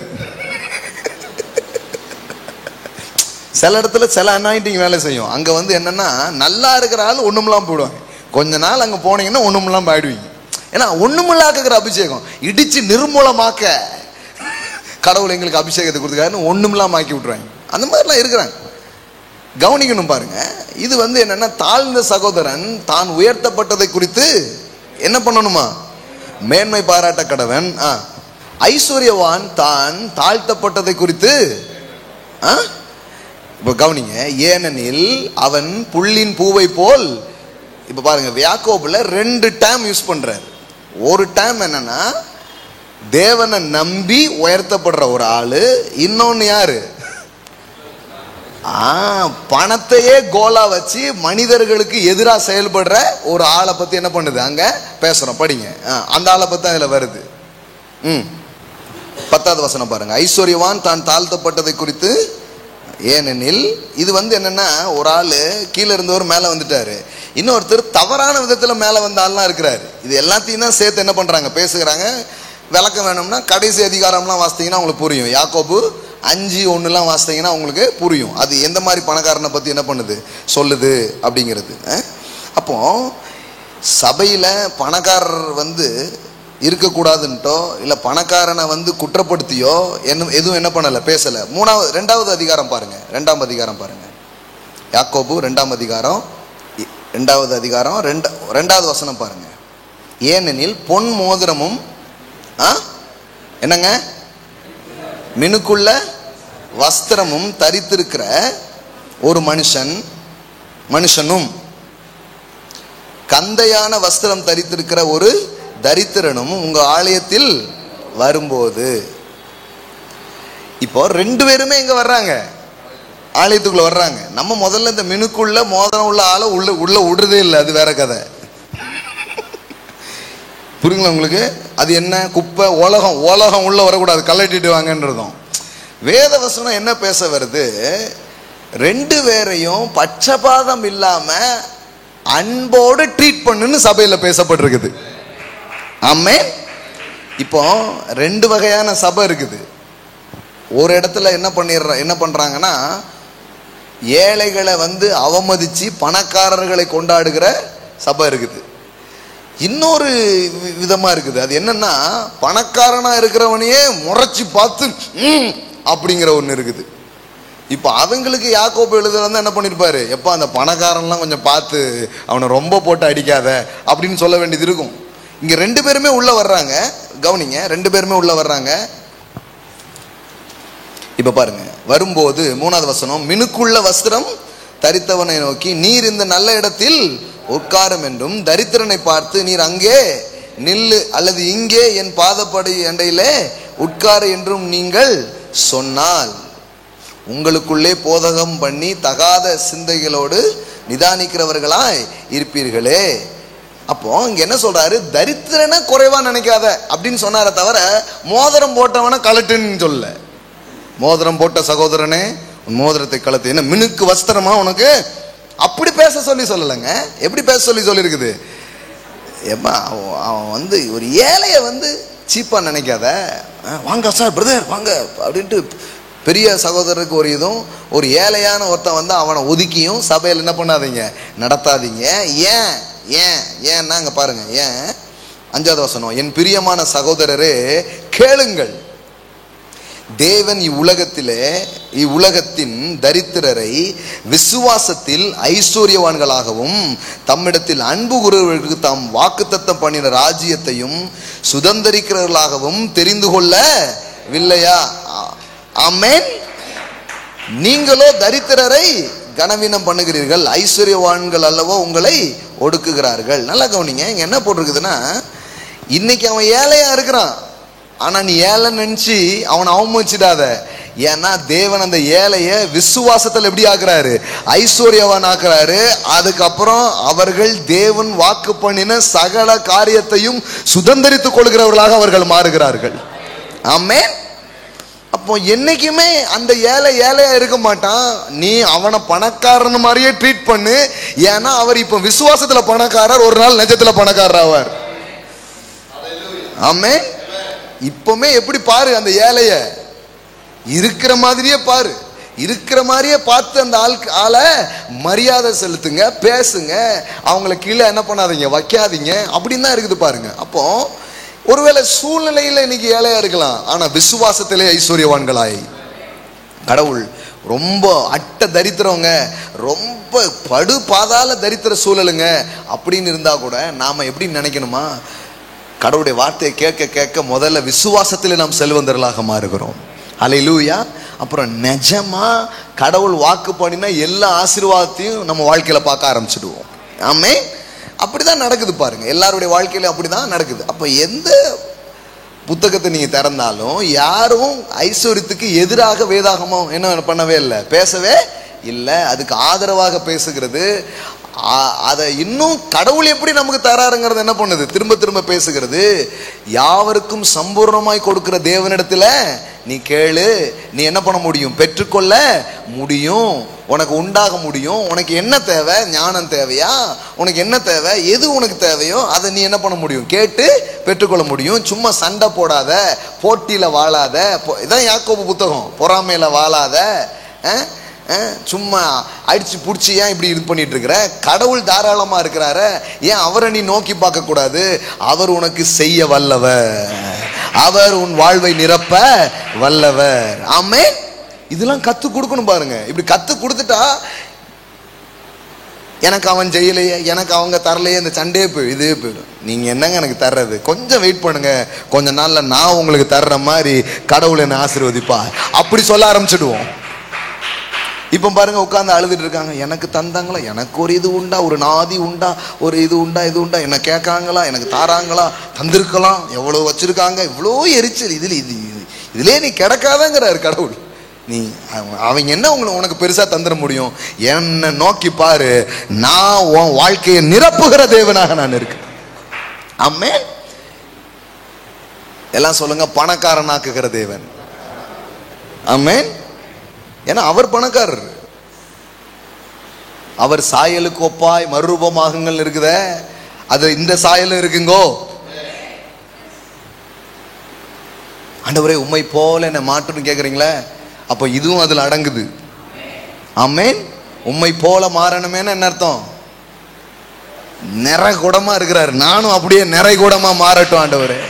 செழுமையின் தேவனை நான் தொழுது கொள்கிறேன். ஆமென். வேதவசனம் கடவுளை ஒரு பணக்காரராக தான் அறிமுகப்படுத்துகிறது, எங்கேயும் ஏழையா அறிமுகப்படுத்தல. அவர் God is a rich God. எத்தனை பேருக்கு சொல்றதுல பெருமையா இருக்குது? நான் ஒண்ணுமே இல்லாம இப்படி பரிதாபமா இருக்கிற ஒரு கடவுள் என் கடவுள் கிடையாது. நான் என் கடவுளை காப்பாத்துறது இல்லை, என் கடவுள் தான் என்னை காப்பாத்துறாரு. ஹல்லேலூயா. My God is rich. அப்படிதான் ரோமர்ல நான் படிக்கிறோம், தம்மை தொழுது கொள்கிற யாவருக்கும் அவர் எப்படி இருக்கிறாரா? இப்ப நான் உங்களுக்கு சொல்லிட்டேன், அப்படியாங்க கடவுள் பணக்காரரா, கடவுள் பணக்காரரா? அப்புறம் கடவுள்னு ஒருத்தர் இருந்தா அவர் எப்படிங்க ஏழையா இருக்க முடியும்? அதை முதல்ல யோசிச்சு பாருங்க. நீங்க இந்த உலகத்தையும் இவ்வளவு விசாலத்தையும் நீங்க பார்க்கும்போது இதெல்லாம் ஒரு தரித்திரத்திலிருந்து வந்ததுன்னு நினைக்கிறீங்களா? நீங்க ஏராளமான எல்ஷடாயிட்டு இருந்தது வந்திருக்கிறது. ஆமென். நம்ம சார்ல்ஸ் பிரதர் வந்திருக்கும் போது சொன்னாங்க பாருங்க, நயாகரா நீர்வீழ்ச்சியை பத்தி சொன்னாங்களா? வருஷத்துக்கு 365 நாளும் எத்தனையோ கிலோமீட்டர் நீளம் இருக்குது, அந்த இது ஊத்திக்கிட்டே இருக்குதான். இது மாதிரி ஆயிரக்கணக்கான நீர்வீழ்ச்சிகள் இருக்குதான். நீங்க யோசித்து பாருங்க. அப்ப கடவுள் எவ்வளவு தாராளமா இருக்கிறாரு. மனுஷன் புத்தியில தான் ஷார்டேஜ் இருக்குது. மனிதனுடைய எண்ணங்களிலும் சிந்தனைகளிலும் தரித்திரம் விதைக்கப்பட்டிருக்கிறது. அதை வேத வசனத்தை கொண்டு பிடுங்க வேண்டும். ஆமென். அதை மட்டும் பிடுங்கி வெளியில எடுத்துட்டோம்னா வாழ்வு செழிப்பது நிச்சயம், வாழ்வு மலர்வது நிச்சயமாக இருக்கிறது. ஆமென். ரோமர் புத்தகம் பாருங்க. ரோமர் புத்தகத்தில் படிக்கிறோம் தேவனை குறித்து என்ன நாங்கள் படிக்கிறோம் பாருங்க. அவர் எப்படி இருக்கிறாரு? யூதன் என்றும் கிரேக்கன் என்றும் வித்தியாசமே இல்லை. அமெரிக்கனா இந்தியனா வித்தியாசமே இல்லை. எதுல? இப்ப நான் பேசுற இந்த விஷயத்துல. அல்லேலூயா. எல்லாத்துலயும் சேர்க்கணுமா சேர்க்க கூடாதா? வித்தியாசமே இல்லை. எல்லோருக்கும் கர்த்தரானவர். எல்லாம் சொல்லுங்க, எல்லோருக்கும் கர்த்தரானவர். அவர் யாரோ ஒரு கும்பலுக்கோ குரூப்புக்கோ ஒரு கர்த்தர் கிடையாது. ஆமென். அமெரிக்காவில் இருக்கிற தேவன் தான் இந்தியாவிலும் இருக்கிறார். ஆமென். அதனாலதான் பில் வின்ஸ்டன் இந்தியாவுக்கு வந்திருந்த போது அவர் சொன்னார், நான் இப்பதான் சிக்காகோல இருந்து என்ன பண்றேன் வருகிறேன், அங்கு தேவன் வாழ்கிறார் அப்படின்னாரு. அங்க என்ன பண்றாரு? தேவன் வாழ்கிறார். நான் என்னுடைய சொந்த விமானத்துல இங்க வந்திருக்கிறேன் அப்படின்னாரு. இந்தியாவுக்கு பிரசங்கம் பண்ணக்கு எதுல வந்திருக்காரு? ஓன் பிளைட்ல வந்திருக்காரு, ஓன் ஜெட்ல இறங்கி இருக்கிறார். ஆமென். நான் சொல்றேன், பில் வின்ஸ்டனின் தேவன் என்னுடைய தேவனாக இருக்கிறார், உங்களுடைய தேவனாக இருக்கிறார், எல்லோருக்கும் கர்த்தரானவர். ஆமென். நம்ம பார்க்கல, நம்ம எண்ணல, நமக்கு திட்டி தான் பழக்கம். இந்தியாவுக்கு பில்லிகிரகாம் கூட ஒருத்தர் கேட்டிருக்காரு, என்னையா ஏசுநாதர் கழுதையில ஊழியம் செஞ்சாரு, நீங்க விமானத்துல வந்திருக்கீங்கன்னு கேட்டிருக்காரு ஒரு மகா புத்திசாலி. அவர் கேட்டிருக்காரு, அப்படியாங்க, கடலை தாண்டி வர்ற கழுதை எதுன்னு சொல்லுங்க, அது அடுத்த முறை அதுலயே வந்துடுறேன் அப்படின்ட்டாரு. இந்த தரித்திர பேச்ச பேசி தரித்திர நினைவுகளை இது பண்ணி இப்படியே ஓட்டிட்டாங்க பாருங்க. உலக பணக்கார ஊழியர்கள் பட்டியல் அப்படி போட்டா 20 பேர்ல 5வது இடத்துல இருக்கிறார் பில்லிகிரகாம். ஆமென். ஃபர்ஸ்ட் இடத்துல கென்னத் கோப்லண்ட் இருக்கிறார். கென்னத் கோப்லண்டின் தேவன் என்னுடைய தேவன். ஆமென். ரொம்ப சந்தோஷமா இருக்கு. பரவாயில்ல, பிச்சைக்கார லிஸ்ட்ல தரித்திர லிஸ்ட்ல இத்தனை ஊழியக்காரங்கன்னு போடாம இத்தனை ஊழியக்காரங்க உலகத்துல இவ்வளவு நல்ல நிலையில இருக்காங்கன்னு போட்டிருக்காங்க பாருங்க. இந்த மாதிரி மாடலை பார்த்தா நம்ம அந்த மாதிரி வருவோம். ஆமென். கண்டிப்பா வருவோம், கண்டிப்பா வருவோம் பாருங்க. அதெல்லாம் இந்தியாவில் முடியாதுங்க. அப்போ அது சொல்றதுக்கே கொஞ்சம் பேர் கிளம்பியிருப்பாங்க. நான் சொல்றேன், யூதன் என்றும் இல்லை, கிரேக்கன் என்றும் இல்லை, அமெரிக்கன் என்றும் இல்லை, இந்தியன் என்றும் இல்லை, எல்லோருக்கும் கர்த்தரானவர் தம்மை தொழுது கொள்ளுகிற யாவருக்கும் ஐஸ்வர்ய சம்பர்ணராய் அவர் இருக்கிறார். ஹல்லேலூயா. எல்லாம் சொல்லுங்க, தொழுது கொள்ளுகிற யாவருக்கும் ஐஸ்வர்ய சம்பர்ணராய் இருக்கிறார். எல்லாம் சொல்லுங்க, ஐஸ்வர்ய சம்பர்ணர். அப்படிதான் இருக்குது. எப்படி போட்டிருக்குது பாருங்க. கடவுள் ஏழை கடவுள், கடவுள் தரித்திர கடவுள் இல்லை, அவர் ரிச் காட். எல்லாம் சொல்லுங்க, ரிச் காட். இதைதான் நீங்க கேக்குறீங்களா? இதைதான் உங்க காதுல விழுந்துகிட்டே இருக்குதா? இது யோசித்து பார்க்கணும். கடவுள் ஏழை கடவுள் அல்ல. கடவுள் யாரா இருக்கிறாரு? ஐஸ்வர்ய தம்மை தொழுது கொள்ளுகிற யாவருக்கும் ஐஸ்வர்ய சம்பரன். அப்படின்னா என்னங்க அர்த்தம்? ஆண்டவரே நீ ஆண்ட வாராம் பாருங்க, அவங்க எல்லாருக்கும் கொடுக்கக்கூடிய அளவிற்கு அவர் ஐஸ்வர்யதா இருக்கிறார். தம்மை தொழுது கொள்ளுகிற யாவருக்கும், யூதன் என்றும் இல்லை, கிரேக்கன் என்றும் இல்லை, யாரு போய் அவர்கிட்ட நின்று அவரை தொழுதுகிட்டாலும் அவங்களுக்கு கொடுக்கக்கூடிய அளவுக்கு அவர் ஐஸ்வர்யவராக இருக்கிறார். 4 வரம் தானே வச்சிருந்தேன், 4ஐயும் கொடுத்துட்டேனே, வேற எதுவுமே இல்லையேன்னு, எல்லா ஆசீர்வாதத்தையும் கொடுத்துட்டேனேன்னு யார் சொன்னா? ஈசாக்கு சொன்னா. பிரதர் பரிசு வாங்கி இப்ப பரிசு கொடு. ஆமென். சும்மா ஜஸ்ட் ஜோக்கிங். அவங்க தான் அன்னைக்கு டக்கு டக்குன்னு சொன்னாங்க. ஏமேன் ஏமேன். ஈசாக்கு சொன்னான் பாருங்க, எல்லாத்தையும் என்ன பண்ணிட்டேன், கொடுத்துட்டேன், எனக்கு ஒன்றும் இல்லையா தகப்பனே அப்படின்னு கேட்டுட்டு இருக்கான். ஏதாவது பைக்குள்ள கையை விட்டு தேடி பாருங்க, ஏதாவது கிடக்கும் அப்படின்னு. உன் பட்டயத்தால நீ பிழைப்பாய் அப்படின்னு சொல்லிட்டாரு. இது இங்கேயே சொல்லியிருக்காங்க நிறைய பேர். ஏன்னா எல்லாமே காலி. ஆனா தேவன் அப்படி இல்லை பாருங்க. அவர்கிட்ட போய் நிற்கும் போதெல்லாம் நம்மை நிரப்பக்கூடிய அளவிற்கு அவர் ஐஸ்வர்ய சம்பன்னராக இருக்கிறார். அவரை தொழுது கொள்ளுகிற யாவருக்கும், எல்லாம் சொல்லுங்க, அவரை தொழுது கொள்ளுகிற யாவருக்கும் ஐஸ்வர்ய சம்பன்னராக இருக்கிறார். ஆமென். கேட்க கேட்க கேட்க கேட்க அவர்கிட்ட போய் நின்று அப்பான்னா நிரப்பிதான் அனுப்புறாரு. ஆமென். நிரப்பிதான் அனுப்புறாரு. நிரப்பக்கூடிய அளவுக்கு இருந்துகிட்டே இருக்குது அவர்கிட்ட. அவர் வற்றாதவர். ஹல்லேலூயா. அவர் குறைவில்லாதவர். இந்த எண்ணம் தேவனை பற்றி இவ்வளவு விரிவான எண்ணம் நமக்கு வந்தாதான் வாழ்க்கை குறித்தும் விரிவான எண்ணம் நமக்கு வர ஆரம்பிக்கும். நிறைய பேர் கடவுளை முண்டு கொண்டு தான் வச்சிருக்காங்க. அதனாலதான் வாழ்க்கையை முண்டு கொண்டாயிடுது. உங்க தேவன் எவ்வளவு பெரியவரோ உங்க வாழ்வு அவ்வளவு பெரியதாக இருக்க ஆரம்பிக்கும். தேவனை எவ்வளவு பெருசா நீங்க பாக்குறீங்களோ உங்க வாழ்க்கையும் உங்கள் ஊழியமும் உங்கள் தொழிலும் அவ்வளவு பெருசா நீங்க இருக்கிறது நீங்க பார்க்க ஆரம்பிப்பீங்க. அவ்வளவு பெருசா நீங்க போக முடியும். தொழுது கொள்ளுகிற யாவருக்கும், எல்லாம் சொல்லுங்க, யாவருக்கும் ஐஸ்வர்ய சம்பன்னராக இருக்கு.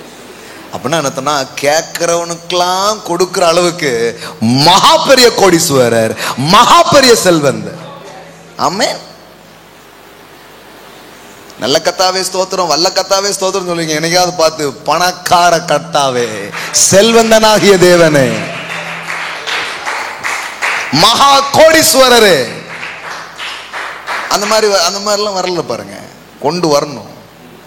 இனிமே நீங்க காலையில வியாபாரத்துக்கு போகும்போது மகா கோடீஸ்வரரே அப்படி ஆரம்பிங்க. ஆமென். நிறைகுடமே, எல்ஷடாய், அதான் அர்த்தம். எல்ஷடாய்னா என்ன? அதான் அர்த்தம். ரெண்டு அர்த்தம். ஒன்னு சர்வ வல்லவர், இன்னொன்னு என்ன தெரியுமா? தாயை போல மார்பை உடையவர்.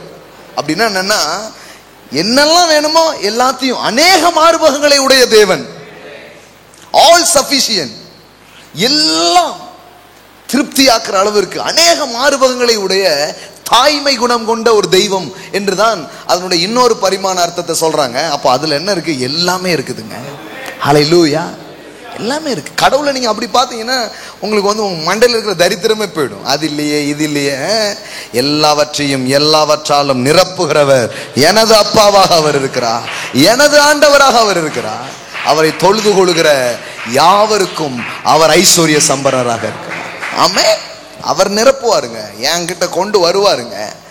என்னிடத்துல கொண்டு வந்து அதை அவர் சேர்ப்பார். அப்ப யூதன் என்றும் இல்லை, கிரேக்கன் என்றும் இல்லை. இது என்ன அமெரிக்காவா அப்படிங்குவாங்க நிறைய பேர். என்னங்க அமெரிக்கா? அமெரிக்காலாம் இங்க வர்ற அளவுக்கு கடவுள் இந்தியாவை நல்லாக்க முடியும் நான் நம்புறேன், நான் விசுவாசிக்கிறேன். எப்பவுமே அமெரிக்காவின்னு சொல்லிட்டே இருப்பாங்களா? ஒரு நாள் மாறும், எல்லாமே மாறும். கத்தர் பாருங்க, இப்போ இந்தியா பொருளாதாரத்தை அமெரிக்காவோட நல்லாக்கிட்டாரு அப்படிங்கிற ஒரு நிலை வராதா? வரும், நான் விசுவாசிக்கிறேன். ஆமே.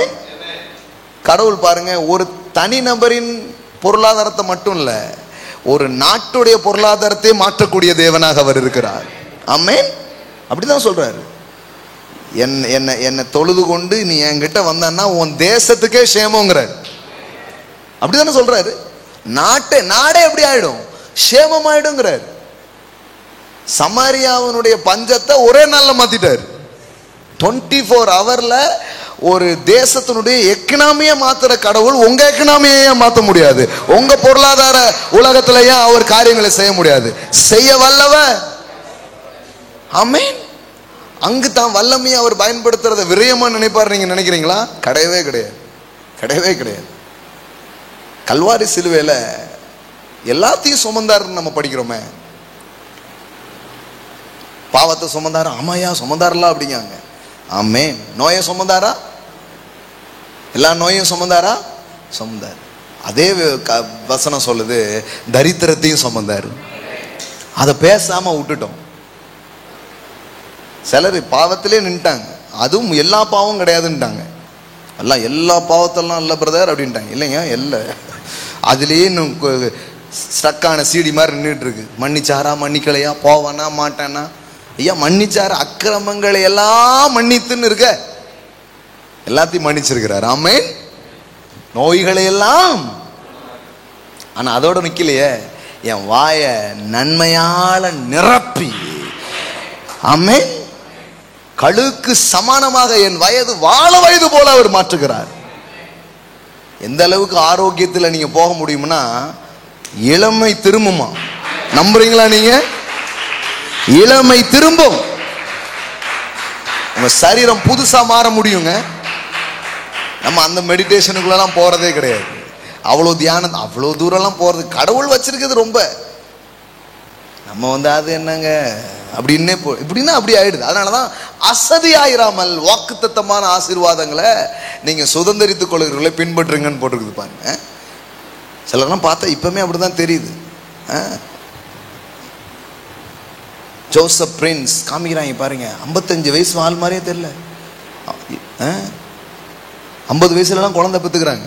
நம்ம ஊர்ல பல மேட்டர் இருக்குது. வயசு ஏன்னா இந்த வயசுல இது பல விஷயம் இருக்கு. நம்ம தாண்ட வேண்டிய படிகள் 1 2 நமக்கு அநேக கிருபைகள் தேவை. இதெல்லாம் என்ன அப்படிம்பாங்க. அதெல்லாம் ஆசீர்வாதம்னு வேதவசனத்துல பேசி இருக்குது. நம்ம ஆசீர்வாதத்தையே சாபம்னு நினைக்கிற அளவுக்கு மனது என்ன பண்ணிருக்குது, பழகி இருக்குது. தேவையா? இதெல்லாம் அவசியமா? டாக்டர் சொல்றாங்க 30 வயசா அதுக்கு மேல நீங்க அதெல்லாம் பிரெக்னன்சிலாம் ரொம்ப யோசிக்காதீங்க. அவங்க 50 வயசுல பெத்து எடுக்காங்க. இப்போ ஊர்ல உலகத்துல தான் சொல்லிட்டு இருக்கிறேன் நான். பையன் பிறந்திருக்கிறாங்கிறாரு. ஆமென். நம்புறாங்க. அவங்க என்ன விசுவாசிக்கிறாங்க அது அவங்களுக்கு நடக்குது. Faith is the matter. ஆமென். அப்படி நம்பினா அப்படி நடக்கும். கர்த்தர் அப்படி செய்ய வல்லவர். கர்த்தரின் இளமையை திரும்ப பண்ண வல்லவர். ஆமென். கண்டிப்பா என் தோள்களை புதிதாக்க வல்லவர், என் நரம்புகளை புதிதாக்க வல்லவர், என் தசைகளை புதிதாக்க வல்லவர், என் உறுப்புகளை புதிதாக்க வல்லவர், என் கர்ப்பங்களை புதிதாக்க வல்லவர். ஆமென். நம்புறாங்க. ரொம்ப தூரம் போலாங்க. நமக்கு என்னன்னா, இது ஒரு ரொம்ப தூரம் போற அளவுக்கு இதுல இருக்குன்னே சொல்லலை. இருக்குன்னா தானே கிளம்புவோம் வீட்டை விட்டு. ஒரு ஆர்வம் எப்போ வரும் நீங்க சொல்லுங்களேன்? இருக்குன்னா தான் ஒரு ஆர்வமே வரும். இல்லைன்னா என்னத்தை போட்டு செய்யறது. ஆனா இருக்குன்னாலே ஞாயிற்றுக்கிழமை எப்போண்டா வரும்? இன்னைக்கு ரொம்ப ஏற்கனவே போன வாரம் கொஞ்சம் போர் போட்டாங்க, இந்த வாரம் இன்னும் தோண்ட போறாங்க, நான் பார்க்க போறேன் அப்படின்ட்டு உள்ள வந்துகிட்டு இருப்போம். இவங்க பார்த்துட்டாங்க, அதுதான் 6 அடிக்கு போறதே கிடையாது, தண்ணியும் வராது. ஏன்னா பல ஞாயிற்றுக்கிழமை வந்து பார்த்தாச்சு. அப்படியே ஆனதுனால தான் ஜனங்களுக்கு விருப்பமும் இல்லாமல் என்ன பண்ணிடுது, போயிடுது பாருங்க. ஐயோ, போன வாரம் தோண்டி எடுத்து காமிச்சாங்க, என்னெல்லாமோ இருந்தது, இந்த வாரம் எதெல்லாம் தோண்ட போறாங்களோ மிஸ் பண்ணிடக்கூடாது. இப்படி ஜனங்களுக்கும் இப்படிதான் வரும் ஆர்வம். சும்மா வரமாட்டுக்காங்க இது அப்படின்னு சொல்ல முடியாது பாருங்களேன். பாஸ்டர் தோண்டி காமிக்கிற விதத்தை பார்த்து தான் யாரும் வரப்போறாங்க. அதனாலதான் மக்கள் மேல குறை சொல்றதே இல்லை. கொஞ்சம் அவேக்னிங்கா இருக்கணும்னு தான் விரும்புனே தவிர அவங்க சரியில்லை அப்படி சொல்றது இல்லை பாருங்க. தோண்டிக்கிட்டே இருக்கிறாங்கன்னா செவ்வாய்க்கிழமை ரொம்ப பேர் வந்துருவாங்க. அப்படியே நிரம்பி உட்கார்ந்து ஜனங்க கேட்பாங்க, கண்டிப்பா கேட்பாங்க. இன்னமும் தெரியல, செவ்வாய்க்கிழமை ஸ்பெஷல் போரிங்லாம் போட்டு ஸ்பெஷலா ஒரு தங்க சுரங்கங்களை தோண்டி எடுத்துக்கிட்டு இருக்கிறாங்க. செழிப்பின் ஊற்றுகள் திறக்கப்படுகிறது. ஆமென். அப்ப தொழுது கொள்ளுகிற யாவருக்கும் அவர் யாரா இருக்கிறாரா? எல்லாம் சொல்லுங்க, ஐஸ்வர்ய சம்பர்ணர். எல்லாம் சொல்லுங்க, கடவுளே பணக்காரருங்க, அவரே ஐஸ்வர்யவான். ஆமென். பாருங்க, நான் 4 வாரம் ஞாயிற்றுக்கிழமை சர்வீஸ்ல பேசினேன். என்ன பேசினேன்னா, the power to get wealth, ஐஸ்வர்யத்தை சம்பாதிப்பதற்கான பலனை அடைவது அப்படிங்கிறத பற்றி பேசினேன். அதை கொடுக்கிற தேவன் அப்படிங்க பத்தி பேசினேன். அப்போ ஒரு காரியம் சொன்னேன். அதுல என்னன்னா, ஆபிரகாம் அவனுடைய வாழ்க்கையில அவன் தேவனை எப்படி பார்த்தான் அப்படிங்கிறத பத்தி சொன்ன பாருங்க. இப்ப நம்ம பார்க்கிறோம், பணக்கார கடவுள்னு இருக்கோமே, வேதாகமம் அப்படி பதிவு செய்தானா அப்படிதான் பதிவு செய்யுது. அதுல ஒரு வசனம் உங்களுக்கு காமிக்கிறேன் பாருங்க. ஐஸ்வர்யவன் ஆகிய கடவுள் மட்டும் இல்ல, நம்மளை ஐஸ்வர்யவானாக மாட்டுகிற கடவுள். ஆதியாகமம் 14:19 அவனை ஆசீர்வதித்து வானத்தையும் பூமியும் உடையவராகிய உன்னதமான தேவனுடைய ஆசீர்வாதம். தேவனை பத்தி இங்க என்ன போட்டிருக்குது? வானத்தையும் பூமியையும் உடையவர். எல்லாம் சொல்லுங்க, உடையவர். the possessor of heaven and earth. உடைய தேவன். எல்லாம் சொல்லுங்க, உடைய தேவன். சொல்லுங்க, இல்லாத தேவன் அல்ல, உடைய தேவன். எதை உடையவர்? வானமும் பூமியும் பொன்னும் வெள்ளியும். அது நம்ம இன்னும் மற்ற இடங்கள்லாம் படிக்கிறோம். என்ன படிக்கிறோம்? வெள்ளியும் அவருடையது, பொன்னும். அப்ப எல்லாம் இதுல வந்து சிம்பிளா இருக்குது. இன்னும் டீட்டெயிலா படிக்கணும்னா டீட்டெயிலா போய் படிக்கலாம். அப்ப எல்லாவற்றையும் உடைய தேவன் சொல்லுங்க, உடைய தேவனா இருக்கிறார். ஆமென். உடைய தேவனா இருக்கிறாரு. இப்படி யார் பிரசங்கம் பண்ணிட்டு இருக்கா? இந்த பிரசங்கத்தை பண்ணது யாரு? ஆபிரகாம் நல்ல சர்ச்சுக்கு போயிருக்கிறான். ஆமென். அவன் பாஸ்டர் மெல்கிசேதேக்கு அவனுக்கு ஆண்டவரை ரொம்ப கரெக்டா சொல்லி கொடுத்தார். ஆமென். எப்படி சொல்லி கொடுத்துருக்கான் பாருங்க. மெல்கிசேதேக்கு தான் சொல்றான், கடவுள் யார் தெரியுமாப்பா? கடவுள் எப்படிப்பட்டவர் தெரியுமாப்பா? வானத்தையும் பூமியும் உடையவராகிய கடவுள். ஆபிரகாம் ஒரு நல்ல விசுவாசி பாருங்க. அவன் சொன்னதை அப்படியே பிடிச்சிக்கிட்டான். எப்படி சொல்றீங்க? ஏன்னா அடுத்த வாரம் நான் பார்த்துருக்கேனே ஆபிரகாம் பேசினதை. அங்க பாருங்க, அவன் சொன்னதை அவன் எந்த அளவுக்கு பிடிச்சிருக்கான்னா 23வது வசனம் பாருங்க. வானத்தையும் பூமியையும் உடையவராகிய உன்னதமான தேவனாகிய கர்த்தருக்கு நேராக என் கைகளை. இது யார் சொன்னது? ஆசாரியன் சொன்னதை இப்ப ஆபிரகாம் சொல்றான். அதனாலதான் பாருங்க, பாஸ்டர் வாயில கரெக்டா வந்துச்சுன்னா விசுவாசிகள் வாயில கரெக்டா வரும். மெல்கிசேதேக்கு என்ன பேசினா பாருங்க, உடையவராகிய கடவுள். இவனுக்கும் உள்ள இறங்கிடுச்சு. இப்ப இவன் என்ன பேசுறான்? என் கடவுள் எம்டியானவர் கிடையாது. ஒருத்தன் சொல்றான், டேய் வாடா இப்படி பணக்காரன் ஆயிரலாங்கிறான். அங்க ஒருத்தன் யாரு? சோதாமின் ராஜா. அவன் சொல்றான், இல்லப்பா நீ நான் அந்த மாதிரி பணக்காரன் ஆகிற ஆளு இல்ல. என் ஆண்டவர் எனக்கு யாருன்னு தெரியும். அவர் யாருன்னா வானத்தையும் பூமியையும் உடையவராகிய உன்னதமான தேவன் அப்படின்னு சொல்லி பேசுகிறான். ஆமென். சொல்லிட்டு அந்த வார்த்தையும் சொல்றான் பாருங்க. ஆபிரகாம் என்ன சொல்றான் பாருங்க. அந்த அந்த 22. அதற்கு ஆபிரகாம் சோதமின் ராஜாவை பார்த்து, ஆபிரகாமை ஐஸ்வர்யவான் ஆக்கினேன் என்று நீர் சொல்லாதபடிக்கு. ஆபிரகாம் ஐஸ்வர்யவான் ஆக போறானா இல்லையா? ஆக போறான். ஆனா இவனுக்கு என்னன்னா, வெறும் ஐஸ்வர்யவான் ஆகணுங்கிறது மட்டும் இவன் கோல் இல்ல. இவன் கோல் என்ன தெரியுமா? என்ன பணக்காரன் ஆக்கின பெருமை என் ஆண்டவருக்கு தான் இருக்கணும் அப்படிங்கிற. என்ன மாதிரி ஒரு தாட்ஸ் பாருங்க, என்ன மாதிரி ஒரு திங்கிங் பாருங்க. ஆபிரகாம் எப்படி பணக்காரனானா? அது ஒண்ணும் இல்லை, இந்த சோதாம் ராஜா அப்படி கொடுத்தாம்ல, அது அப்படி ஆயிட்டான். இந்த பேச்சே வரக்கூடாது. ஆபிரகாமை ஐஸ்வர்யவானாக்கினேன் என்று நீ சொல்லாதபடிக்கு. ஹல்லேலூயா. அவன் மனசு பாருங்க எவ்வளவு ரிச்சா இருக்குது பாருங்க. அவன் என்ன திங்க் பண்றான்? என்ன பணக்காரனாக்கின பெருமை என் ஆண்டவருக்கு தான் இருக்கணும். ஆமென். இந்த மாதிரி நோக்கங்கள் எல்லாம் பரிசுத்தமானதா இல்லையா? இது என்ன ரொம்ப அற்பமான நோக்கங்களா? ரொம்ப சாதாரணமான நோக்கங்களா? கிடையாது. என்ன பணக்காரனாக்கின தேவன். அப்ப அவனுக்கு தேவனை எப்படி பார்க்கறான்? உடையவராக பார்க்கறான். அது மட்டும் இல்ல, என்ன அவர் எப்படி ஆக்குறாரு? என்ன பணக்காரனா அவர் ஆக்குவார். நீ ஆனா ஆக்குன்னு என்ன பண்ணக்கூடாது, சொல்லவே கூடாது. ஏன்னா அவர் என்ன ஆக்குனாரு. அவன் என்ன விசுவாசிச்சானோ அது மாதிரி தாங்க ஆச்சு. ஆபிரகாம் பணக்காரனா இருந்தானா? இருந்தான். அவன் பணக்காரன் ஆனது எதனால, யாரால அப்படிங்கிறத குறித்து வரும் நாட்கள்ல பேசினாங்க. என்ன பேசினாங்க தெரியுமா? அதுக்கப்புறம் உள்ள இதை நீங்க வாசித்து பார்த்தீங்கன்னா, ஆபிரகாமுக்கு ஈசாக்குன்னு ஒரு பையன் பிறக்கிறான். அவனுக்கு பொண்ணு பார்க்கறதுக்காக போறாங்க. ஒரு வேலைக்காரன் போய் என்ன பண்றான்? பொண்ணை பார்க்கறதுக்காக போறான். பொண்ணெல்லாம் பார்த்து கன்ஃபார்ம் பண்ணிட்டான். இப்போ அவன் அந்த இடத்துல யூஸ் பண்ற வார்த்தையை பாருங்க. ஆதியாகமம் 24:35 34 இருந்தே பாருங்க. என்னங்க வேலைக்காரன் சொல்றதை ஏன் படிக்கிறீங்கன்னா, ஒரு ஓனர் எப்படி பணக்காரன் ஆனாருன்னு உங்களுக்கு கரெக்டா தெரியணும்னா அந்த வேலைக்காரன் கரெக்டா சொல்லிடுவான். தெரியுமா உங்களுக்கு? அவனுக்கு தான் ரொம்ப கரெக்டா தெரியும். அவர் இப்படி போட்ட அப்படி வந்துச்சும்மா. அவங்ககிட்ட கேட்டீங்கன்னா ஐயாவுடைய எல்லா தில்லாலங்கடி வேலையும் கரெக்டா தெரியும். அதனாலதான் பைபிள் இந்த ஸ்டேட்மெண்ட் என்ன பண்ணுது, பதிவு பண்ணுது பாருங்க. 34. அப்பொழுது அவன், நான் ஆபிரகாமுடைய ஊழியக்காரன். பெருமையா சொல்றான். பெரிய ஐடி கம்பெனில வேலை பார்க்குறோன்னு சொல்றாங்களே, அது மாதிரி பைபிள் படிக்கும்போது இப்படி படிக்கணும். நீங்க, நான் யாருடைய ஊழியக்காரன், என்ன மாதிரி பெருமை பாருங்க. சில பேர்லாம் அவங்க கம்பெனி பேர்லாம் சொல்லுவாங்க, நாங்க இத்தனை வருஷம் இங்க சர்வீஸ்ல இருந்தோம். ஏன்னா என்னது, அதை சொல்லும் போது அவங்களுக்கு எப்படி இருக்குது, ஒரு கெத்து. இவன் ஏன் அப்படி இல்லைன்னு சொல்ல மாட்டாங்க. கம்பெனி பேர் என்ன அதாவதுங்க அப்படின்ட்டாங்கன்னா என்ன நல்ல கம்பெனியில் வேலை பார்க்கலன்னு அர்த்தம். நீங்க வேற அவர் சொல்ல மறந்துட்டாருன்னு நினைக்க கூடாது. அவர் நீங்க வேண்டான்னு விட்டுருக்காரு. சிலர் அதையே நோண்டி கேட்பாங்க, அது எந்த கம்பெனி.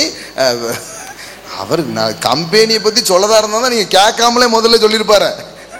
சொல்லலைங்கும் போதே என்ன பண்ணிக்கணும், ஒரு முடிவு வந்துடணும். சரி அந்த மாதிரி ஒன்று சொல்லிக்கிற மாதிரி ஒரு பெரிய கம்பெனி இல்லை போலன்ட்டு. ஆனால் இவன் என்ன சொல்றான் பாருங்க, நான் ஆபிரகாமுடைய ஊழியக்காரன் 35, கர்த்தர் என் எஜமானை மிகவும் ஆசீர்வதித்திருக்கிறார், அவர் சீமானா இருக்கிறார். கர்த்தர் அவருக்கு ஆடு மாடுகளையும் வெள்ளியையும் பொன்னையும் வேலைக்காரரையும் வேலைக்காரிகளையும் ஒட்டகங்களையும் கழுதையையும் கொடுத்திருக்கிறார். ஆமே. அப்போ ஆபிரகாமா பணக்காரனாக்குனது யாரு? யாரு? வேலைக்காரனுடைய ஸ்டேட்மெண்ட்டுங்க. சும்மா ஏதோ அவன் இல்லைங்க, அது அப்படி ஆயிட்டாருங்க என்னமோ தெரிலங்க இப்படி கரெக்டா சொல்றான். கர்த்தர் யார் ஆசீர்வதிச்சிருக்கிறாரு? என் எஜமானை மிகவும், சும்மா இல்ல எப்படி எல்லாம் சொல்லுங்க, மிகவும் ஆசீர்வதித்திருக்கிறார். அவர் எப்படி இருக்கிறாரு எல்லாம் சொல்லுங்க, சீமானா இருக்கிறார். ஆமென். சீமான் ஆபிரகாம். ஆமென். அவர் சீமானா இருக்கிறாரு. அவரு கர்த்தர் அவருக்கு ஆடு மாடுகளையும் வெள்ளியையும் பொன்னையும் எல்லாத்தையும் கொடுத்திருக்காரு.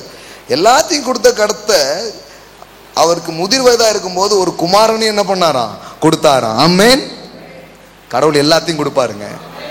ஆமென். வெள்ளி பொண்ணு குமாரன் குமாரத்தி எல்லாத்தையும் கொடுப்பார். கொடுக்கிற கர்த்தர், எல்லாவற்றையும் கொடுக்கிற கர்த்தர். ஒன்றுமில்லாத ஒரு மனுஷனை அழைச்சி அவன் வாழ்க்கையை அப்படியே ஃபில் பண்ணிட்டாருங்க. பைபிள் கதைலாம் ரொம்ப சிம்பிள் கதை, காலியா இருக்கும். ஆண்டவர் அவன்கிட்ட வந்து பேசுவாரு, கடைசியில் பார்த்தா நிரம்பிடுவாங்க. எல்லா கதையும் அந்த அப்படிதான் இருக்கும். எல்லாம் சொல்லுங்க, காலி நிரம்பினது. அதான் கதை. ஆடு மேய்ச்சிட்டே இருப்பான், டக்குன்னு அவனை ராஜாவாக்கி பெரிய ஆளாக்கி கதையை பிரம்மாண்டமா முடிக்கிறாரு. அனாதையா அலைஞ்சுக்கிட்டு இருக்கும், அதை அரசி ஆக்கிடுவாரு. ஹலோ, தலைவாணி கூட இல்லை, கல்லு தான் அப்படின்னு படுத்துட்டு இருக்கான்.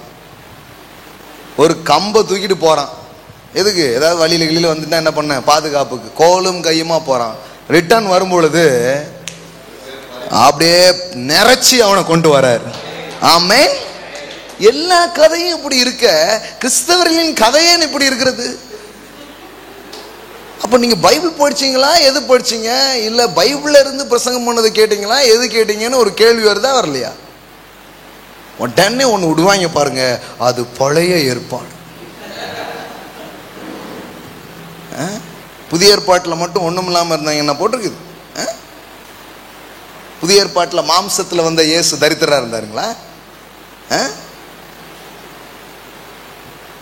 ஒரு அம்மா உடைச்சி தைலத்தை இயேசுவினுடைய தலையில் என்ன பண்ணுது, ஊத்து. ஐயோ இவ்வளோ காஸ்ட்லியானதை உடைச்சு ஊத்துறாங்கன்னு எல்லாரும் சொல்றாங்க. அப்ப இயேசு சொன்னாரு, இங்க பார்ப்பா, ஒருத்தன் சொன்னான் இது தரித்திரருக்கு கொடுத்துருக்கலாமேன்ட்டு. உடனே அவர் சொல்லிட்டாரு, தரித்திரர் எப்போதும் இங்க தானே இருக்கிறாங்க அப்படிங்கிறாரு. அப்படின்னா என்ன அர்த்தம்? நான் தரித்திரம் கிடையாது. விளங்குச்சிங்களா? தரித்திரர் எப்போதும் உங்களிடத்துல இருக்கிறார்களே, இங்கதான் நீ எப்ப வேணாலும் ஹெல்ப் பண்ணிக்கலாம். ஆனா நான் யாரு இல்ல, தரித்திரர் அல்ல. அவர் ஐஸ்வர்யவான்னு வேதவசனம் பதிவு பண்ணுதுங்க. 2 கொரிந்தியர் 8:9 வாசிங்க. அங்க என்ன படிக்கிறீங்க? அவர் ஐஸ்வர்யம் உள்ளவராய் இருந்தும். அப்ப இயேசு எப்படி இருந்தாரு? எல்லாம் சொல்லுங்க, பிதாவும் பணக்காரரு, இயேசுவும் பணக்காரரு. அப்புறம் இடையில நீங்க எப்படி ஏழை, எப்போ ஏழையானீங்க? இது வரலாறு தெரியாத குழந்தை, எங்கேயோ வளர்ந்துடுச்சு. கடைசியில் பார்த்தா சொத்தெல்லாம் அந்த பிள்ளைக்கு தான் கதையை முடிப்பாங்க. அந்த மாதிரி உங்க வாழ்க்கையில ஒரு வெளிப்பாடு வரணும்னு கடவுள் விரும்புறாரு. ஆமென். ஆமென். அதான் உண்மை பாருங்க. இயேசு பணக்காரன் தான் வேதவசனம் சொல்லுது. அங்க என்ன போட்டிருக்குது? அறிந்திருக்கிறீர்களே நீங்கள் அவருடைய தரித்திரத்தினாலே ஐஸ்வர்யம் ஆகும்படி உங்கள் நிமித்தம். அதுக்கு முன்னாடி என்ன போட்டிருக்குது? அவர் இருந்தும். ஒருத்தர் தரித்திரர் ஆகணும்னா அதுக்கு முன்னாடி என்னவா இருந்திருக்கணும்? தரித்திராவே பிறந்த ஒருத்தர் தரித்திரானார் அப்படின்னு எப்படி சொல்ல முடியும்? அப்ப இதுக்கு முன்னாடி என்னவா இருந்தீங்க? இதுக்கு முன்னாடியே நான் தரித்திரன், இப்ப தரித்திரம் ஆயிட்டேன்னா அப்ப முன்னாடியே அதான சார்ன்னு சொல்லுவாங்க. அப்ப யார் தான் தரித்திரம் ஆக முடியும்? ஐஸ்வர்யவானா இருக்கிறதா ஆக முடியும். அப்ப இயேசு ஒரு செல்வந்தரா இருந்தாரு, ஐஸ்வர்யவானா இருந்தாரு. கல்வாரி சிலுவையில நம்முடைய தரித்திரத்தை ஏற்றுக்கொள்ள வேண்டும் என்பதற்காக அவர் பாவமானார், சாபமானார், அதோடு சேர்ந்து தரித்திரராகவும் ஆனார். ஆமென். அதெல்லாம் சாபத்தின் அடையாளங்கிறதுனாலதான் அதை சுமந்து தீர்த்தார். அதனாலதான் சொல்றேன், தரித்திரங்கிறது ஒரு சாபம், வாழ்க்கையில இருக்கக்கூடாது. அதை இயேசு உங்களுக்காக அவர் சுமந்திருக்கிறார். ஆமென். இதை நீங்க விசுவாசிக்கும் போது, இந்த கிருபையை நீங்க நம்பும் போது, நான் சொல்றேன், நீங்க அந்த ஏழ்மையின் பிடியிலிருந்து நீங்க வெளியே வந்து ஆபிரகாமின் ஆசீர்வாதத்துக்கு சொந்தக்காரர்களாக மாறுகிறீர்கள். ஆமென். இப்போ உங்களை வந்து எங்க கொண்டு இணைக்கிறாரு?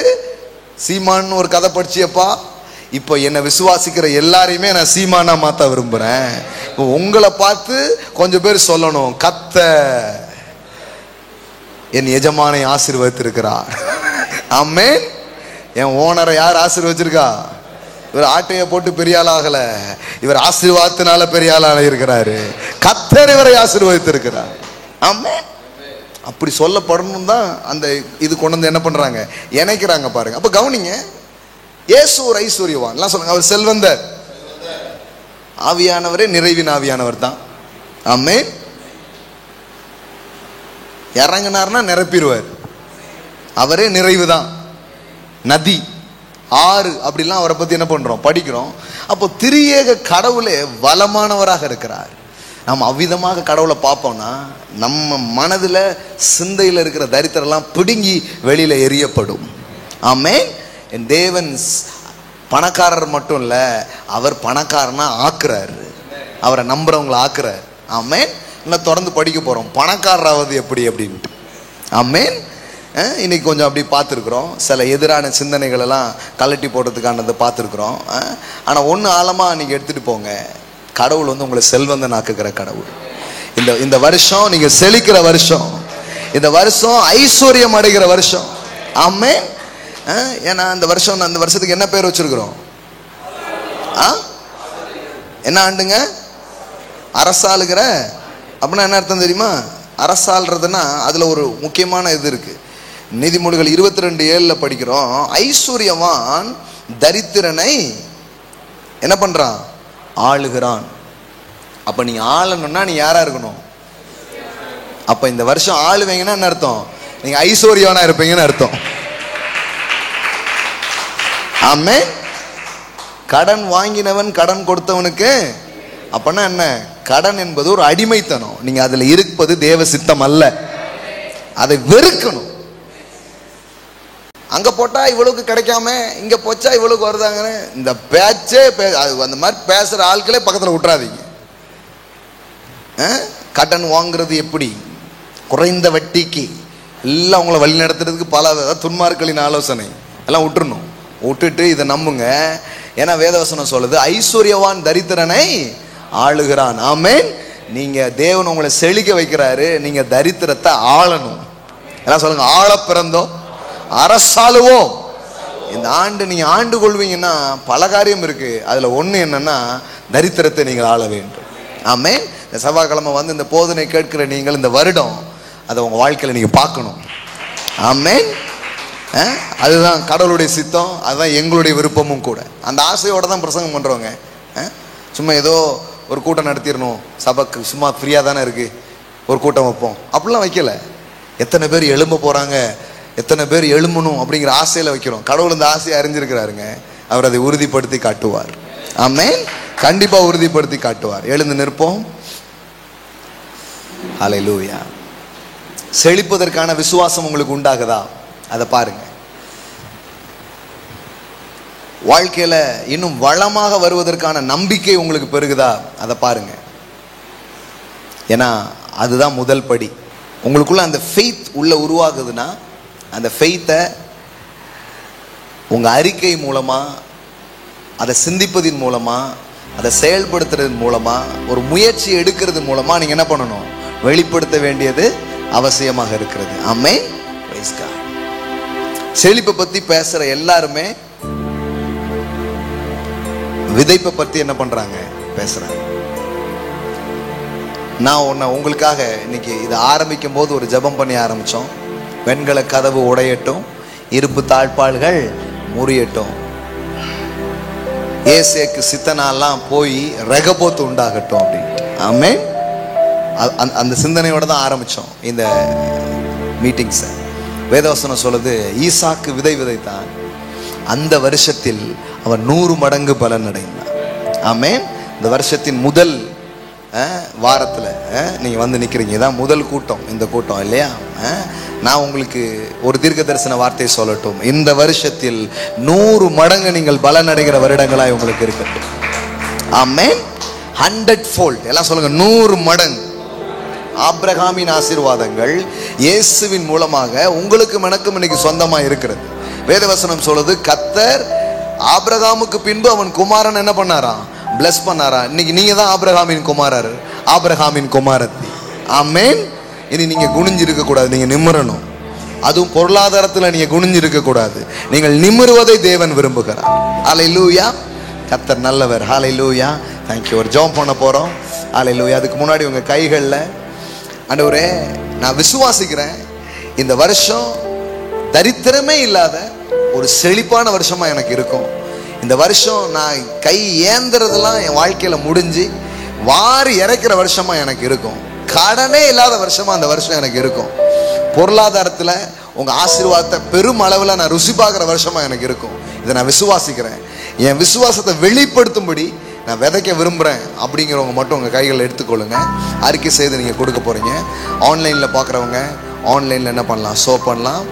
அங்கே இருக்கிற அக்கௌண்ட் நம்பரில் நீங்கள் விதைக்கலாம். இங்கே என்ன பேசுகிறோமோ அது உங்கள் வாழ்க்கையிலையும் வேலை செய்ய ஆரம்பிக்கும். ஹல்லேலூயா. கைகளை எடுத்துக்கொள்ளுங்க. ஹல்லேலூயா. தேவன் கொடுக்கிறவர். ஆமென். கர்த்தர் யாருங்க? கொடுக்கிற கர்த்தர். நான் அதை ரொம்ப நம்புகிறேன். அவருடைய நேச்சரே வந்து கொடுக்கிறது. நீங்க அவர் அப்படி பார்க்கும்போது நீங்க பிடிச்சி வைக்க மாட்டீங்க. நீங்க என்ன பண்ணுவீங்க, ரிலீஸ் பண்ணிக்கிட்டே இருப்பீங்க. ஏன்னா ரிலீஸ் பண்றது விசுவாசத்தின் ஒரு அடையாளமாக இருக்கிறது. என் வாழ்க்கையில பல சத்தியத்தை ஆழமா நம்புற மாதிரி இந்த விதைக்கிறது அப்படிங்கிற சத்தியத்தை ரொம்ப ஆழமா நான் நம்புறேன். அதை நம்பினது மட்டும் இல்ல, அதை என் வாழ்க்கையில பெரும் அளவில் நான் செயல்படுத்தி பார்த்திருக்கேன். மொத்தமா லட்சங்களை நான் விதைச்சிருக்கேன். இந்த வருஷத்தில் என்னுடைய முதல் காணிக்க முதல்ல நான் விதைச்சது வைரம். ஃபர்ஸ்ட் நான் என் கையில இருந்து ரிலீஸ் பண்ணது டைமண்ட் தான். என்கிட்ட இருந்த டைமண்ட் ரிங்கை நான் விதைச்சேன். ஃபர்ஸ்ட் 1ஆம் தேதியே மிகப்பெரிய விதைப்புல தான் நான் ஆரம்பிச்சேன். அப்புறம் தங்கம் வந்துச்சு, தங்கத்தை விதைச்சேன். நான் வெள்ளி விதைச்சிருக்கிறேன். சில நல்ல பிரசியஸ் பொருட்களை நான் விதைச்சிருக்கிறேன். என் கையில இருந்த சில நல்ல தொகைகளை நான் விதைச்சிருக்கிறேன். எல்லாத்துக்கும் மேல தேவனுடைய வார்த்தையை நான் விதைச்சிருக்கிறேன். ஆமே. நீங்க நினைக்கிறீங்களா இது சும்மா விடுன்ட்டு? ஆமைக்கு குழிக்கு சரிந்து விழும்படி கொட்டுன்னு என் மடியில கொட்டும் என்று நான் விசுவாசிக்கிறேன். நீங்க வந்து சும்மாலாம் கொடுக்க வேண்டாம். உங்களுக்குள்ள ஃபெய்த் ஃபார்ம் ஆகலைன்னா டோன்ட் கிவ். இது வந்து சும்மா காணிக்கை எடுக்கும் நேரம் அப்படி கிடையாது. இது வந்து ஃபெய்த்தை வந்து எக்ஸசைஸ் பண்ற ஒரு மேட்ரு. பிசா சொல்லுவான், இவ்வளவு தானே இருக்கு, இதோட முடிஞ்சதுமா. அந்த பயத்தை உடைக்கிறதுக்காகவே நான் கொடுக்க போறேன். இதுக்கு மேல போயிடுச்சுன்னா இந்த மாசம் கஷ்டப்படுவோம்மா. அப்ப இந்த மாசம் தான் நான் நிறைய விதைக்க போறேன். பயத்தை மேற்கொள்ளுகிற ஒரு வழி இருக்குதுன்னா அது கொடுக்கிறது தான். ஆமென். சின்ன சின்ன காரியங்களை நான் ஆரம்பிச்சிருக்கிறேன். நீங்களும் உங்களுக்கு என்ன விசுவாசம் இருக்கோ அதுல நீ ஆரம்பி. அன்னைக்கு ஒரு சர்ச்சில் ப்ரீச் பண்ணிட்டு நான் வெளியே வரும்போது என் கையில் இருக்கிற பிராஸ்லெட் ஆண்டவர் வந்து அந்த பாஸ்டருக்கு கொடுக்கும்படி எனக்கு உணர்த்தினார். ஸோ நான் கொடுத்துட்டு வந்துட்டேன். 2 வாரம் அங்கே நான் பேசினேன். என் கையில் பிராஸ்லெட் இல்லை. அந்த சகோதரர் நம்ம கையில் பாஸ்டர் கொடுத்தாரு, பாஸ்டர் கை வெறுமையாக இருக்குன்னு நினச்சார். பாருங்க, இங்கே எல்லாரும் கிறிஸ்மஸ்க்கு கிஃப்ட் எல்லாருக்கும் ஷேர் பண்ணிட்டு இருந்தோம். நாங்கள் வாசல் நின்று ஒரு ஃபேமிலி வந்தாங்க. பாஸ்டர் உங்களுக்கு ஒன்று கிஃப்ட் பண்ண விரும்புகிறேன்னு. என்னன்னு திறந்து பார்த்தா பிராஸ்லெட்டு. உங்கள் கையில் நாங்கள் போட விரும்புகிறோன்ட்டு அங்கே போட்டு தான் அங்கே உள்ளே வந்தேன் நான். ஹல்லேலூயா. கர்த்தர் நல்லவர். பாருங்க, விதைப்பும் மறுப்பும் பூமி உள்ளளவும் ஒளிந்து போறது இல்லை, ஒரு நாள் ஒழியாது. இது யார் சொன்னது? இது தேவனுடைய வார்த்தையாக இருக்கிறது. ஆமென். கடவுளுடைய வார்த்தை. கடவுள் உங்களை ஏமாத்துற கடவுள் கிடையாது, உங்களை வஞ்சிக்கிற கடவுள் கிடையாது.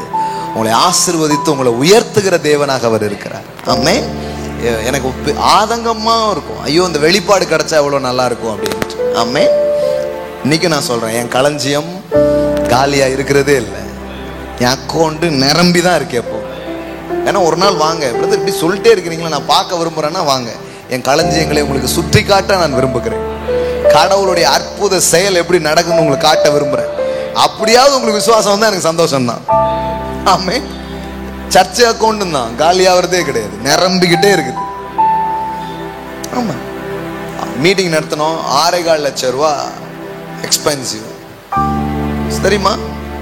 எல்லாம் செலவும் முடிச்சு மீதி 1.5 லட்சம் ரூபா மீதி இருக்கிற மாதிரி தான் காசு வந்து கண்ணு முன்னாடியே பார்த்தீங்கன்னு நினைக்கிறேன். சில பேர் சூட்கேஸில் கொண்டு வந்து அப்படி கொடுத்தாங்க,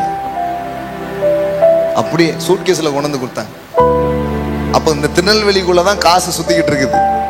கர்த்தர் நல்லவர். என் அட்ரஸை சொல்லி என் அட்ரஸுக்கு கரெக்டாக கொண்டு வரும்படியாக நான் சொல்றேன், இங்க கொஞ்சம் பணம் இங்க அப்படியே இருக்குது, அதெல்லாம் உங்களுக்காக வைக்கப்பட்டிருக்கிறது, அது உங்களிடமாய் வரும் என்று நான் பேசுகிறேன். அல்லேலூயா. கண்டிப்பா வரும், பணம் வரும். அதே செவ்வாய்க்கிழமை நான் இங்க பேசிட்டு இருந்தேன், மணி கமத் பேசிட்டு இருக்கிறேன். ஜவஹர ஒருத்தர் கமத் அப்படின்ட்டார். அங்க பின்னாடி போய் நின்றுட்டு இருந்தா என்ன என்ன கேட்டா, இல்லைங்க அவசரமா வெளியில போறேன், பாஸ்டருக்கு ஒரு காணிக்கை கொடுக்கலான்ட்டு அவர்கிட்ட காணிக்கை கொடுத்துட்டு போயிட்டு இருக்கிறாங்க. ஆமென். அவர் என்கிட்ட கொடுத்துட்டாரு. விசனப்பட வேண்டாம். ஆமென். இங்க நான் சொல்லிட்டு இருக்கிறேங்க, அங்க பின்னாடி ஒருத்தர் காசோட நின்றுட்டு இருக்கிறாருங்க. கர்த்தர் நல்லவர். தேவனை நீங்க நம்பலாம், பணத்துக்காக அவரை நீங்க நம்பலாம், செழிப்புக்காக நீங்க அவரை நம்பலாம், உங்களை உயர்த்துவார் என்று நீங்க நம்பலாம், உங்க பெருக்கத்துக்காக அவரை நீங்க விசுவாசிக்கலாம். அவர் பல பேரை மேடை ஏற்றி காமிச்சிருக்கிறாரு. ஆபிரகாம், ஈசாக்கு, யாக்கோபு, யோசேப்பு, ஒவ்வொரு கதையும் பார்த்தீங்கன்னா அப்படியே ஏத்தி காட்டின தேவன் இன்னைக்கும் இந்த மாடல் வேர்ல்டுல உங்களை அப்படி அவர் வைக்க விரும்புகிறார். அவருடைய நாமத்துக்கு மகிமையாக கர்த்தர் இந்த மனிதரை ஆசீர்வதித்தார் என்று சொல்லும்படியாக. ஏன்னா அநேகர் கடவுளின் ஆசீர்வாதத்தால் செழிக்க முடியுங்கிறத இன்னும் நம்புற கூட்டம் எழும்பல. கொஞ்சம் ஏதாவது இருந்தா யார் உங்க அப்பா கூடதா கவர்மெண்ட் ஜாப்பா இப்படிதான் கணக்கு போட்டு இருக்காங்களே தவிர கடவுள் ஆசீர்வதிச்சு வைத்திருக்கிறாருங்கிறது இல்லை. அதை காட்டுறதுக்காகவே உங்களை அழைக்கிறாருங்க. உங்களை பார்க்கிற நிறைய பேர் சொல்ல போறாங்க, இந்த மனிதனை தேவன் ஆசீர்வதித்திருக்கிறார், இவரை கர்த்தர் ஆசீர்வதித்து வைத்திருக்கிறார்னு சொல்ற மாதிரி செய்ய அவர் விரும்புகிறார். அல்லேலூயா. தேங்க்யூ அப்பா, தேங்க்யூ அப்பா, தேங்க்யூ அப்பா. இந்த நாள்ல இந்த இடத்துல ஆசையாக தங்கள் விதைகளை எடுத்து நிற்கிற ஒவ்வொருவருக்காக நான் ஜெபிக்கிறேன். Father, I release prosperity, Father. I release your glory. இதெல்லாம் உங்ககிட்ட இருந்து வர்ற வார்த்தை, உங்க பிரசனத்திலிருந்து வர்ற வார்த்தைங்கிறது உறுதிப்படுத்தும்படியாக அவங்க வாழ்க்கையில ஒரு பொருளாதார மண்டலம் திறக்கப்படுவதாக. ஹல்லேலூயா, ஹல்லேலூயா. எங்க வாழ்க்கையில திறந்திருக்கீங்க, இந்த ஊழியத்துல திறந்திருக்கீங்க. இன்னைக்கு இதை பார்க்கிற கேட்கிற இந்த ஜனங்களுடைய வாழ்க்கையில ஒரு ரெகபோத் அவர்களுக்கு உண்டாவதாக. Father, I speak Rehoboth in their life, Father. Hallelujah, hallelujah. பண விஷயத்துல இருக்கிற எல்லா ஸ்ட்ரகிள்ஸும் அவங்க வாழ்க்கையில நீங்குவதாக நான் பேசுகிறேன். ஒரு செழிப்பு உண்டாவதாக. ஹalleluya. ஐஸ்வரியத்தை சம்பாதிப்பதற்கான ஒரு அனாயிண்டிங்ஸ், ஒரு புதிய எண்ணெய், ஒரு புது பலன் அவர்கள் மீது இறங்குவதாக இயேசுவின் நாமத்தினாலே. ஹalleluya. மனதும் சிந்தையும் விரிவடையட்டும் கர்த்தாவே. என் தேவன் பணக்காரனாக்குகிற தேவன், என் தேவன் என் தேவன் செல்வந்தனாய் இருக்கிற தேவன். அவருடைய நாமத்தின் மகிமைக்காக என்னை அவர் உயர்த்துகிறார். ஹல்லேலூயா. அநேகருக்கு ஆசீர்வாதமா இருக்கும்படியா என்னை உயர்த்துகிறார் என்கிற தெய்வீக நோக்கங்களோடு கூட பிள்ளைகள் எழும்புவார்களாக நான் சொல்லுகிறேன் கர்த்தாவே. தேங்க்யூ அப்பா, தேங்க்யூ அப்பா, தேங்க்யூ அப்பா, தேங்க்யூ அப்பா. அவங்க களஞ்சியங்களுக்குள்ள வரட்டும் அப்பா, அவங்க களஞ்சியங்கள் நிரம்பட்டும் அப்பா. ஹல்லேலூயா, ஹல்லேலூயா, ஹல்லேலூயா. அருமையும் இனிமையான பொருட்களாலே அவங்க வீடு நிரம்பட்டும் கர்த்தாவே. ஹல்லேலூயா. Thank you Father. வீடுகள் எல்லாம் கட்டக்கூடிய திராணிகள் பெருகட்டும் இயேசுவின் நாமத்தினாலே.